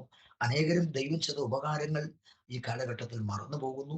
അങ്ങനെയുള്ള കാര്യങ്ങളൊക്കെ സംഭവിക്കുമ്പോൾ ദൈവം ചെയ്തതായ നന്മകൾ ഓർക്കുവാനും അത് അയവിറക്കുവാനും ധ്യാനിക്കുവാനും കൂടുതൽ കർത്താവിന്റെ സന്നിധിയിൽ വിശ്വസ്തയോടും നീതിയോടും പരമാർത്ഥതയോടും നിലനിൽക്കുവാനും നമുക്ക് കഴിയട്ടെ എന്ന് ഞാൻ ഈ അവസരത്തിൽ പ്രാർത്ഥിക്കുകയാണ്. അത് മാത്രവുമല്ല, എൻ്റെ ഈ ജീവിത അനുഭവത്തിൽ നിന്ന്, എൻ്റെ സാക്ഷ്യത്തിൽ നിന്ന് ഞാൻ നിങ്ങളോട് പങ്കുവെക്കുവാൻ ആഗ്രഹിക്കുന്ന പ്രധാനപ്പെട്ട ഒരു ചിന്ത എന്ന് പറയുന്നത്, നമ്മുടെ കുഞ്ഞുങ്ങൾക്ക് വേണ്ടി ആത്മാർത്ഥതയോടും ഉത്തരവാദിത്ത ബോധത്തോടും കൂടെ പ്രാർത്ഥിക്കുന്ന ഒരു മാതാവോ പിതാവോ ആണ് നിങ്ങളെങ്കിൽ, ഞാൻ 100% ഉറപ്പ് പറയുന്നു, ഒരുപക്ഷെ നമ്മുടെ തലമുറ ആത്മീക പരിധിക്ക് പുറത്തായിരുന്നാലും ദൈവം അവരെക്കുറിച്ച് വിളിച്ചിരിക്കുന്ന വിളിക്ക് പുറത്താണ് ഒരുപക്ഷെ ഇപ്പോൾ അവർ നിൽക്കുന്നതെങ്കിലും, നിങ്ങൾ എന്ന് പറഞ്ഞാൽ മാതാപിതാക്കൾ ഉത്തരവാദിത്ത ബോധത്തോടെ, കണ്ണുനീരോടെ, ആത്മഭാരത്തോടുകൂടെ ദൈവം തന്നിരിക്കുന്ന വാഗ്ദത്ത വചനങ്ങളെ മുറുകെ പിടിച്ചുകൊണ്ട് തലമുറയ്ക്ക് വേണ്ടി പ്രാർത്ഥിക്കുന്നവരാണെങ്കിൽ, ഇടമുറിയാതെ പ്രാർത്ഥിക്കുന്നവരാണെങ്കിൽ, എൻ്റെ ജീവിതാനുഭവത്തിൽ നിന്ന്, എൻ്റെ മാതാവ് എളിയവനായിരിക്കുന്ന എനിക്ക് വേണ്ടി പ്രാർത്ഥിച്ച ജീവിത അനുഭവത്തെ മുൻനിർത്തി ഞാൻ പറയുന്നു, നിങ്ങളുടെ മക്കൾ, നമ്മുടെ കുഞ്ഞുങ്ങൾ നശിച്ചു പോകാൻ ദൈവം അനുവദിക്കുകയില്ല. സദൃശവാക്യങ്ങളുടെ പുസ്തകത്തിൽ ഒരു വാക്യം ഇങ്ങനെ എഴുതിയിട്ടുണ്ട്, യഹോവ ഭക്തന് ദൃഢധൈര്യമുണ്ട്, അവന്റെ മക്കൾക്ക് ശരണമുണ്ടാകുമെന്നാണ് ആ വചനത്തിൽ എഴുതിയിരിക്കുന്നത്. കർത്താവിന് സ്തോത്രം. അപ്പോൾ നമുക്കറിയാമല്ലോ, ആത്മീയ ലോകത്തിൽ തന്നെ, ആത്മീയ കുടുംബങ്ങളിലൊക്കെ തന്നെ എന്നെ പോലെ കർത്താവിനെ ചെറിയ പ്രായത്തിൽ കർത്താവിനെ അറിഞ്ഞവരും ആത്മീയ അന്തരീക്ഷത്തിൽ വളർത്തപ്പെട്ടവരും ഒക്കെ ആണെങ്കിലും ഒരുപക്ഷെ ഒരു ഇന്റർവെല്ല്, ഒരു ഇടവേളയിൽ, അല്ലെങ്കിൽ ഏതെങ്കിലും ഒരു സമയത്ത്, ഒരു സാഹചര്യത്തിൽ ഒരുപക്ഷെ ആ ആത്മീയ അന്തരീക്ഷം വിട്ട്, കർത്താവിനെ വിട്ട്, ദൈവകൃപ വിട്ട് ഒക്കെ മാറിപ്പോകുന്ന അനുഭവങ്ങൾ ഒരുപക്ഷെ പ്രായത്തിന്റെ അതിലായിരിക്കാം അങ്ങനെ സംഭവിച്ചിട്ടുള്ളത്, അല്ലെങ്കിൽ മറ്റേതെങ്കിലും സാഹചര്യങ്ങളിലായിരിക്കാം. എന്നാൽ നമ്മുടെ കുഞ്ഞുങ്ങൾക്ക് അങ്ങനെ സംഭവിച്ചാലും അവരെ അകറ്റി നിർത്തുകയോ അവരെ തള്ളിക്കളയുകയോ ഒന്നും ചെയ്യാതെ കണ്ണുനീരോടുകൂടെ അവർക്ക് വേണ്ടി പ്രാർത്ഥിച്ച ദൈവിക വാഗ്ദത്തങ്ങൾ മുറുകെ പിടിച്ച് ആ കുഞ്ഞുങ്ങൾക്ക് വേണ്ടി, തലമുറകൾക്ക് വേണ്ടി കണ്ണുനീരോടുകൂടെ പ്രാർത്ഥിക്കുന്നെങ്കിൽ ഒരു കാര്യം ഉറപ്പാണ്, ഒരുപക്ഷെ നമ്മുടെ കാണാമറയത്ത് അവർ പെട്ടുപോകാമായിരുന്ന അനേക സാഹചര്യങ്ങൾ, അനേക അപകടങ്ങളോ അനർത്ഥങ്ങളോ പിശാച് തന്നെ അവരെ പെടുത്തിക്കളയാനുള്ള ഏതെങ്കിലും കെണികളോ ഒക്കെ ഒരുക്കി വെച്ചാലും, ഞാൻ എൻ്റെ ജീവിതാനുഭവത്തിൽ നിങ്ങളോട് പറയുന്നു, പ്രാർത്ഥന അതിൻ്റെ പിന്നിലുണ്ടെങ്കിൽ അതിനകത്തുനിന്നെല്ലാം കർത്താവ് വിടിവിച്ച് പുറത്തു കൊണ്ടുവന്ന് ദൈവം ആഗ്രഹിക്കുന്ന നിലവാരത്തിലേക്ക് തലമുറകളെ രൂപാന്തരപ്പെടുത്തുമെന്നുള്ള കാര്യം എൻ്റെ ജീവിതാനുഭവത്തെ മുൻനിർത്തി കർത്താവിന് മഹത്വം കൊടുത്ത് ഞാൻ ഓർപ്പിക്കുവാൻ ആഗ്രഹിക്കുകയാണ്. ഇന്നും ശുശ്രൂഷയ്ക്കായി പ്രാർത്ഥിച്ച് കടന്നു പോകുമ്പോഴും ഓരോ ശുശ്രൂഷ വേദികളിലും കർത്താവ് ശക്തമായി പ്രയോജനപ്പെടുത്തി ആ ശുശ്രൂഷയ്ക്ക് ശേഷം ഞാൻ മടങ്ങിപ്പോരുമ്പോഴൊക്കെ കർത്താവിന് മഹത്വം കൊടുത്ത ശേഷം ഞാൻ ചിന്തിക്കുന്ന ഒരു കാര്യമുണ്ട്. എൻ്റെ മാതാവ് ജീവിച്ചിരുന്നപ്പോൾ, അല്ലെങ്കിൽ എൻ്റെ പിതാവ് ജീവിച്ചിരുന്നപ്പോൾ എനിക്ക് വേണ്ടി എൻ്റെ മാതാവ് ഒഴുക്കിയ കണ്ണുനീര്, ആ പ്രാർത്ഥന, അത് ദൈവസന്നിധിയിലുണ്ട്. സങ്കീർത്തനക്കാരൻ പറയുന്ന പോലെ എൻ്റെ കണ്ണുനീര് നിന്റെ തുരുത്തിയിലാക്കി വെക്കണമേ, അത് നിന്റെ പുസ്തകത്തിലില്ലയോ? പ്രിയപ്പെട്ടവരെ, ആമേൻ, കണ്ണുനീര് കാണുന്നവര്, മനുഷ്യർ നമ്മുടെ കണ്ണുനീര് കണ്ടാലും അതിന് വില കൽപ്പിക്കാതെ മാറിപ്പോയേക്കാം. എന്നാൽ കണ്ണുനീരിന്റെ യഥാർത്ഥമായിരിക്കുന്ന അവസ്ഥ അറിയുന്ന ഒരേ ഒരു വ്യക്തിയേ ഉള്ളൂ, അത് നമ്മൾ സേവിക്കുന്ന കർത്താവ് മാത്രമാണ്. അരോമ ടിവിയിലൂടെ എളിയവന്റെ ഈ സാക്ഷ്യം ജീവിതത്തിൽ ഏതെങ്കിലും ഒരു സമയത്ത് നിങ്ങൾ ശ്രവിക്കുന്നവരാണെങ്കിൽ ഞാൻ നിങ്ങളോട് കർത്താവിന് മഹത്വം കൊടുത്ത് കർത്താവിന്റെ നാമത്തെ മുൻനിർത്തി പറയട്ടെ. ഒരുപക്ഷെ എൻ്റെ മാതാവിനെ പോലെ നിങ്ങളും നിങ്ങളുടെ തലമുറയെ ഓർത്ത് ഭാരപ്പെടുന്നവരോ സങ്കടപ്പെടുന്നവരോ കരയുന്നവരൊക്കെ ആയിരിക്കാം. ഒരുപക്ഷെ വിശ്വാസത്തിൽ നിലനിന്നിട്ട് വിശ്വാസത്തിൽ നിന്ന് പിന്മാറിപ്പോയിട്ട് എൻ്റെ കുഞ്ഞ് എന്തായിത്തീരും, കർത്താവെ എൻ്റെ കുഞ്ഞിനൊന്നും ഭവിക്കരുത്, എൻ്റെ തലമുറയെ വേണ്ടി ഞാൻ പ്രാർത്ഥിക്കുന്നു എന്നുള്ള പ്രാർത്ഥനയോടെ നിങ്ങൾ നിലവിളിക്കുകയോ കരയോ ചെയ്യുന്നവരാണെങ്കിൽ ഞാൻ നിങ്ങളെ സപ്പോർട്ട് ചെയ്ത് നിങ്ങൾക്ക് ഉറപ്പ് തരുന്നു, ആ പ്രാർത്ഥന നിങ്ങൾ സ്റ്റോപ്പ് ചെയ്യരുത്. ആ പ്രാർത്ഥന ഒരിക്കലും നിലച്ചു പോകാൻ ഇടയാകരുത്. ആ പ്രാർത്ഥന നിങ്ങൾ തുടരുക. ആ പ്രാർത്ഥന നിങ്ങൾ തുടരുക. പ്രിയ മാതാവേ, പിതാവേ, നിങ്ങളുടെ തലമുറ മടങ്ങി വരും. നിങ്ങളുടെ തലമുറ അനുഗ്രഹിക്കപ്പെടും. നിങ്ങളുടെ തലമുറയെ ഒരിക്കലും പിശാചി വിഴുങ്ങിക്കളയാൻ ദൈവം അനുവദിക്കില്ല. കാരണം നമ്മുടെ പ്രാർത്ഥന പവർഫുൾ ആണ്, അത് ജീവനുള്ള ദൈവത്തോടാണ് എന്നുള്ളത് ഒരിക്കലും മറക്കരുത്. ഞാൻ ഓർപ്പിച്ചല്ലോ, എൻ്റെ കോളേജ് ജീവിതത്തിലൊക്കെ ഞാൻ കർത്താവിനെ വിട്ട് ലോകത്തിന്റെ ഇഷ്ടത്തിന് ഒത്തവണ്ണം എൻ്റെ കൂട്ടുകാരും ഒത്തൊക്കെ ഞാൻ നടന്ന വ്യക്തിയാണ്. പക്ഷെ മടങ്ങി വന്നപ്പോൾ എൻ്റെ അമ്മച്ചി പറഞ്ഞൊരു കാര്യമുണ്ട്, ഒറ്റ വെള്ളിയാഴ്ച പോലും മുടങ്ങാതെ ഞാൻ നിനക്ക് വേണ്ടി ദൈവസന്നിധിയിൽ ഇരുന്ന് പ്രാർത്ഥിക്കുകയായിരുന്നു. സ്തോത്രം. ആ പ്രാർത്ഥനയാണ് എന്നെ രൂപാന്തരപ്പെടുത്തുന്നത്. എൻ്റെ കഴിവുകളോ എൻ്റെ മിടുക്കുകളോ ഒന്നുമല്ല. നമ്മുടെ മാതാപിതാക്കൾ നമുക്ക് വേണ്ടി പ്രാർത്ഥിക്കുന്ന പ്രാർത്ഥന വളരെ വിലപ്പെട്ടതാണ്. എന്നെ ശ്രദ്ധിക്കുന്ന ഒരുപക്ഷെ പാസ്റ്റേഴ്സിന്റെ കുഞ്ഞുങ്ങളോ ആത്മീക കുടുംബത്തിൽ പിറന്ന കുഞ്ഞുങ്ങളോ ഒക്കെ ഉണ്ടെങ്കിൽ ഞാനൊരു കാര്യം പറയട്ടെ, കർത്താവിനെ വിട്ടുമാറി പോകുന്ന സാഹചര്യങ്ങൾ ജീവിതത്തിൽ വന്നാലും മടങ്ങി വന്നാൽ കർത്താവ് മാനിക്കുന്ന ഒരു ദൈവമാണ്. യഥാർത്ഥമായി കർത്താവിന്റെ സന്നിധിയിൽ സമർപ്പിക്കപ്പെടുവാൻ നിങ്ങൾ ഒരുക്കമുള്ള ഒരു തലമുറയാണെങ്കിൽ നിങ്ങളെ മാനിക്കുവാനും നിങ്ങളെ അഭിഷേകം ചെയ്യാനും കർത്താവിന്റെ കരങ്ങൾക്കകത്ത് ഉപയോഗിക്കപ്പെടുന്ന ഒരു മാനപാത്രമാക്കി നിങ്ങളെ മാറ്റാൻ കർത്താവിന് കഴിയും. ഇതെന്റെ ജീവിത അനുഭവമാണ്. ഞാൻ ഇന്നും അനുഭവിച്ചു കൊണ്ടിരിക്കുന്ന ദൈവകൃപയാണെന്ന് ഞാൻ ഉറപ്പിച്ചു പറയുവാൻ കർത്താവിൽ ആഗ്രഹിക്കുകയാണ്. ഞാൻ കർത്തൃദാസൻ ഈ ചാനലിലേക്ക് സാക്ഷ്യം അറിയിക്കേണ്ടതിന് എളിയവനായിരിക്കും എനിക്കൊരു അവസരം തന്നപ്പോൾ ഇതിൽ സാക്ഷ്യം പറഞ്ഞ അനേകരുടെ സാക്ഷ്യങ്ങളെ കുറിച്ചൊക്കെ കേട്ടപ്പോൾ ഞാൻ ഇങ്ങനെ ചിന്തിച്ചു, അരോമ ടിവി അഥവാ അനുഗ്രഹീതനായ കർത്തൃദാസൻ പാസ്റ്റർ ഡാനിയൽ ജോൺ അവർ നേതൃത്വം കൊടുക്കുന്ന ഈ പ്രവർത്തനം വളരെ അനുഗ്രഹിക്കപ്പെട്ട ഒരു പ്രവർത്തനമാണ്. കാരണം ഒരു പ്രസംഗത്തെക്കാൾ നല്ലൊരു പ്രസംഗം മറ്റൊരാൾക്ക് ചെയ്യാൻ കഴിയും. നമുക്കിന്ന് യൂട്യൂബിലൊക്കെ നോക്കിയാൽ ധാരാളം മെസ്സേജുകൾ നമുക്ക് കാണാൻ കഴിയും. ഒരേ വിഷയം തന്നെ അനേകർ പ്രസംഗിച്ചിട്ടുണ്ട്. പക്ഷേ ഒരാളുടെ ജീവിതത്തിൽ ദൈവം ഡയറക്റ്റായി ചെയ്ത പ്രവൃത്തികൾ എന്ന് പറയുന്നത് അതിനെ മാറ്റിമറിക്കാൻ ഒരാൾക്കും കഴിയത്തില്ല. അതിനെ തിരുത്തി എഴുതാൻ മറ്റൊരാൾക്കും കഴിയത്തില്ല. കാരണം ഞാൻ പറഞ്ഞല്ലോ, എൻ്റെ മാതാവിന് വേണ്ടി ദൈവം ചെയ്ത പ്രവൃത്തി അത് ഞാൻ ജീവിച്ചിരിക്കും കാലമൊക്കെയും എൻ്റെ ജീവിതത്തിൽ ഒരു മായാ ചിത്രമാണ്. കാരണം ഞാൻ സേവിക്കുന്ന കർത്താവ് എൻ്റെ മാതാവിന് വേണ്ടി ഇറങ്ങി വന്ന് ചെയ്ത പ്രവൃത്തിയാണ്. അത് മറ്റാര് പറഞ്ഞാലും മാഞ്ഞു പോകുന്നതല്ല, ആർക്കും മായ്ക്കാൻ കഴിയുന്നതല്ല. അങ്ങനെയാണെങ്കിൽ അരോമ ടിവിയിലൂടെ ഇതുപോലെയുള്ള അനേക സാക്ഷ്യങ്ങൾ ശ്രവിക്കുന്ന എല്ലാ പ്രിയപ്പെട്ടവർക്കും എളിയവനായിരിക്കുന്ന അടിയന്റെയും ജീവിതത്തിൽ കുടുംബത്തിൽ ദൈവം ചെയ്ത പ്രവൃത്തികൾ അനുഗ്രഹമാകട്ടെ എന്ന് ഞാൻ പ്രാർത്ഥിക്കുകയാണ്. കർത്താവിന് സ്തോത്രം. ഇപ്പോൾ മുട്ടം എന്ന് പറയുന്ന സ്ഥലത്താണ്, ഞാൻ ഓർപ്പിച്ചല്ലോ, ഞങ്ങൾ സഭയായി പ്രവർത്തനങ്ങൾ മുൻപോട്ട് പോകുന്നത്. അവിടെ തന്നെയാണ്, ഞാൻ വാടകയ്ക്കാണ് താമസിച്ചു കൊണ്ടിരിക്കുന്നത്. 2018 കൃപയാൽ കർത്താവ് അനുഗ്രഹിക്കപ്പെട്ട ഒരു ജീവിത പങ്കാളിയെ എനിക്ക് നൽകി തന്നു. എൻ്റെ വൈഫിന്റെ പേര് ലീന എന്നാണ്. അനുഗ്രഹിക്കപ്പെട്ട 2 കുഞ്ഞുങ്ങളെ കർത്താവ് ഞങ്ങൾക്ക് തന്നു. മൂത്തത് മോളാണ്, ഇവാനിയ മോൾ 1ാം സ്റ്റാൻഡേർഡിൽ പഠിക്കുന്നു. രണ്ടാമത്തത് മോനാണ്, ഇവാൻസൺ.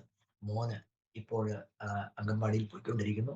അങ്ങനെ അനുഗ്രഹിക്കപ്പെട്ട നിലയിൽ ഞങ്ങൾ കുടുംബമായി കർത്താവിന് വേണ്ടി പ്രയോജനപ്പെട്ടുകൊണ്ടിരിക്കുന്നു. കർത്താവ് അനുവദിച്ചാൽ കർത്താവ് തരുന്ന സമയം പാപത്തിലേക്കും ശാപത്തിലേക്കും നാശത്തിലേക്കും പോയിക്കൊണ്ടിരിക്കുന്ന ജീവിതങ്ങളെ സുവിശേഷത്തിന്റെ സനാതന സന്ദേശത്തിലൂടെ കർത്താവായ യേശു ക്രിസ്തുവിന് വേണ്ടി നേടണം എന്നുള്ള ചിന്തയോടെ എല്ലാ ദിവസവും കുടുംബമായി ഞങ്ങൾ അതിനായി പ്രാർത്ഥിക്കുകയും കർത്താവ് തരുന്ന അവസരങ്ങളൊക്കെ അതിനായി പ്രയോജനപ്പെടുത്തുകയും ഞങ്ങൾ ചെയ്തുകൊണ്ടിരിക്കുന്നു.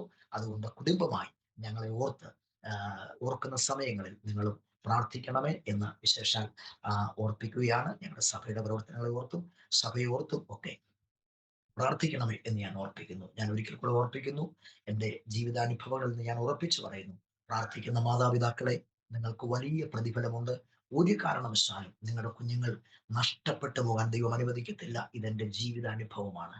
അതുപോലെ ദൈവദാസന്മാരുടെ തലമുറകളോ ആത്മീക ലോകത്തിൽ ആയിരിക്കുമ്പോൾ തന്നെ കർത്താവിനെ വിട്ടകന്ന് നടക്കുന്ന തലമുറകളുണ്ടെങ്കിൽ നിങ്ങൾ മറക്കണ്ട, അതിശക്തമായ ദൈവിക വാക്തത്വങ്ങളും തിരഞ്ഞെടുപ്പുകളും നിങ്ങളുടെ മേലുണ്ട്. കമോൺ, നിങ്ങൾ കർത്താവിലേക്ക് മടങ്ങി വരിക. കർത്താവ് നിങ്ങളെ സ്നേഹിക്കുന്നുണ്ട്. കർത്താവിന്റെ നാമം ദുഷിക്കപ്പെടുന്ന ഒരു പാത്രമാകാനല്ല, തന്റെ നാമത്തിന്റെ സൗരഭ്യം, ഞാൻ അരോമ ടിവിയോട് ചേർന്ന് പറയുന്നു, അരോമ, ആ ക്രിസ്തുവിന്റെ വാസന വെളിപ്പെടുത്താൻ നമുക്ക് ഓരോരുത്തരും ഇടയാകട്ടെ എന്നുള്ള നല്ല പ്രാർത്ഥനയോടും നല്ല വാക്കുകളോടെ ഞാൻ എൻ്റെ വാക്കുകൾ ഇവിടെ ഉപസംഹരിക്കുകയാണ്. എൻ്റെ ഹൃദയത്തിൽ പരിശുദ്ധാത്മാവ് പ്രേരണ നൽകിയ ഒരു പാട്ടിന്റെ 1-2 അടികൾ മാത്രം പാടി ഒരു വാക്ക് പ്രാർത്ഥിച്ച് അരോമ ടിവിയോടും ബഹുമാന്യ കർത്തൃദാസനോടും എൻ്റെ നന്ദി പ്രകാശിപ്പിച്ച് എൻ്റെ വാക്കുകൾക്ക് കുത്തിടുവാൻ ഞാൻ കർത്താവിൽ ശരണപ്പെടുന്നു. വന്ന വഴികൾ ഒന്നോത്തിടുമ്പോ ഇന്നയോളം നടത്തിയ നാഥ, വന്ന വഴികൾ ഒന്നോത്തിടുമ്പോ ഇന്നയോളം നടത്തിയ നാഥ, നന്ദിയല്ല ദില്ലൊന്നുമില്ല, എന്നും കരുണയിൽ നടത്തിയോ. നന്ദിയല്ല ദില്ലൊന്നുമില്ല, എന്നും കരങ്ങളിൽ നടത്തിയോടേ. കർത്താവ് ധാരാളമായി സഹായിക്കട്ടെ. ഒരു നിമിഷം ദൈവസന്നിധിയിൽ പ്രാർത്ഥിക്കാം. സ്നേഹവാനായ ഞങ്ങളുടെ ദൈവമേ, അൻപുള്ള സ്വർഗീയ നല്ല പിതാവേ, കർത്താവെ, അരോമ ടിവിയുടെ ഈ പ്ലാറ്റ്ഫോമിൽ വന്ന് ഏറ്റവും എളിയവനായിരിക്കുന്ന അടിയന്, എൻ്റെ കർത്താവ്, അടിയന്റെ കുടുംബത്തില്, കർത്താവ് എൻ്റെ മാതാവിന്, അടിയങ്ങൾക്ക് ഓരോരുത്തർക്കും കർത്താവ് ചെയ്തതായിരിക്കുന്ന നന്മയെക്കുറിച്ച് പ്രസ്താവിപ്പാൻ സ്വർഗത്തിലെ ദൈവമേ അവിടുന്ന് കൃപ ചെയ്തല്ലോ. കർത്താവേ, ആ യാഥാർത്ഥ്യങ്ങൾക്കായി സ്തോത്രം. ദൈവം ചെയ്ത വലിയ അത്ഭുതങ്ങൾക്കായി ദൈവത്തിന്റെ തിരുനാമത്തിന് നന്ദിയോടെ സ്തോത്രം ചെയ്യുന്നു. കർത്താവെ, ഈ പ്ലാറ്റ്ഫോമിൽ വന്ന് കർത്താവെ, അരോമ ടിവിയിലൂടെ എളിയവന്റെ കർത്താവെ, ഈ സാക്ഷ്യം വരുന്ന ആളുകളിൽ ശ്രദ്ധിക്കുന്ന ഓരോ പ്രിയപ്പെട്ടവർക്കും കർത്താവെ സ്തോത്രം. ഹല്ലേലൂയ, ആമേൻ. അതൊരു അനുഗ്രഹമാകട്ടെ. തലമുറയെ കുറിച്ച് ഓർത്ത് ഭാരപ്പെടുന്ന മാതാപിതാക്കളുണ്ട്. കർത്താവെ, ആത്മീക കുടുംബത്തിൽ പിറക്കപ്പെട്ടവരെങ്കിലും കർത്താവിനോടുള്ള ബന്ധം വിട്ട് സഞ്ചരിക്കുന്ന തലമുറകളുണ്ട്. അങ്ങനെയുള്ളവർക്കൊക്കെ വേണ്ടി പ്രാർത്ഥിക്കുന്നു. കർത്താവ് അവരെയൊക്കെ സ്നേഹിക്കുന്നല്ലോ. ഒരു നല്ല മടങ്ങി വരവ് കർത്താവ് കൊടുക്കണമേ. കർത്താവിന്റെ കരങ്ങളിൽ ശക്തിയോടെ പ്രയോജനപ്പെടുന്ന ആയുധങ്ങളായി അനേകർ മാറട്ടെ. കർത്താവ് അതിനായി സഹായിക്കണം. വിശേഷാൽ പാസ്റ്റർ ഡാനിയൽ ജോൺ അവർക്കായി, അരോമ ടിവിയുടെ എല്ലാ പ്രവർത്തനങ്ങൾക്കായി പ്രാർത്ഥിക്കുന്നു. കർത്താവെ, ഈ ദൗത്യം അനേകർക്ക് കർത്താവിന്റെ പ്രവർത്തികളെ തിരിച്ചറിയാനും, ചിലരുടെ മടങ്ങിവരവിനും, ചിലരുടെ രൂപാന്തരത്തിനും, ചിലർ ക്രിസ്തുവിലേക്ക് ആനയിക്കപ്പെടുവാനും ഒക്കെ കർത്താവ് സഹായിക്കണമേ. പ്രാർത്ഥന കേൾക്കുന്നുവല്ലോ. തിരുനാമം മഹത്വപ്പെടണം. യേശുവിൻ നാമത്തിൽ തന്നെ. ആമേൻ, ആമേൻ, ആമേൻ. Praise the lord. കർത്താവ് നന്നായി സഹായിക്കട്ടെ. അരോമ ടിവിയുടെ പ്ലാറ്റ്ഫോമിൽ കടന്നു വരുവാനും ഏഴയായിരിക്കുന്ന അടിയന് കർത്താവ് ചെയ്ത ഉപകാരങ്ങൾ, നന്മകൾ പ്രസ്താവിപ്പാൻ അവസരം നൽകിയ സർവകൃപാലുവായ ദൈവത്തിന് സകല മഹത്വവും സ്തുതി ബോഴ്ചയും അർപ്പിക്കുന്നതോടൊപ്പം ഈ പ്ലാറ്റ്ഫോമിൽ അനേക ശ്രേഷ്ഠന്മാർ കടന്നു വന്ന് കർത്താവിന്റെ പ്രവൃത്തി വർണ്ണിക്കുന്ന ഈ പ്ലാറ്റ്ഫോമിൽ എളിയവനും കടന്നു വരുവാനും കർത്താവിന്റെ നന്മ പ്രസ്താവിപ്പാനും അവസരം തന്ന ഇതിന്റെ ചീഫായിരിക്കുന്ന ബഹുമാന്യ കർത്തൃദാസൻ പാസ്റ്റർ ഡാനിയൽ ജോൺ അവരോടുള്ള പ്രത്യേക എന്റെയും എൻ്റെ കുടുംബത്തിന്റെയും പേരുള്ള സ്നേഹവും നന്ദി പ്രകാശിപ്പിക്കുന്നതോടൊപ്പം അരോമ ടിവിയിലെ എല്ലാ പ്രേക്ഷകരോടുള്ള പ്രത്യേക നന്ദി പ്രകാശിപ്പിക്കുന്നു. ഈ വാക്കുകൾ നിങ്ങൾക്ക് അനുഗ്രഹമാകട്ടെ എന്ന പ്രാർത്ഥനയോടെ നിർത്തുന്നു. God bless you. Amen, amen. Thank you കർത്താവിന്റെ വിലപ്പെട്ട ദാസൻ പാസ്റ്റർ ജോമോൻ മാത്യു. വളരെ അനുഗ്രഹിക്കപ്പെട്ട ജീവിതാനുഭവം, ദൈവം നടത്തിയ അത്ഭുതകരമായ വഴികൾ, ദൈവനാമ മഹത്വത്തിന് വേണ്ടി അരോമ ടിവിയുടെ ശ്രോതാക്കളോടൊപ്പം പങ്കുവയ്ക്കുവാൻ സ്വർഗത്തിലെ ദൈവം കൃപ ചെയ്തത് ഓർത്ത് കർത്താവിന് മഹത്വം കരയേറ്റുകയും കർത്തൃകൃത്തിനുള്ളതായ നന്ദി സ്നേഹം കടപ്പാടും അറിയിക്കുകയും ചെയ്യുന്നു.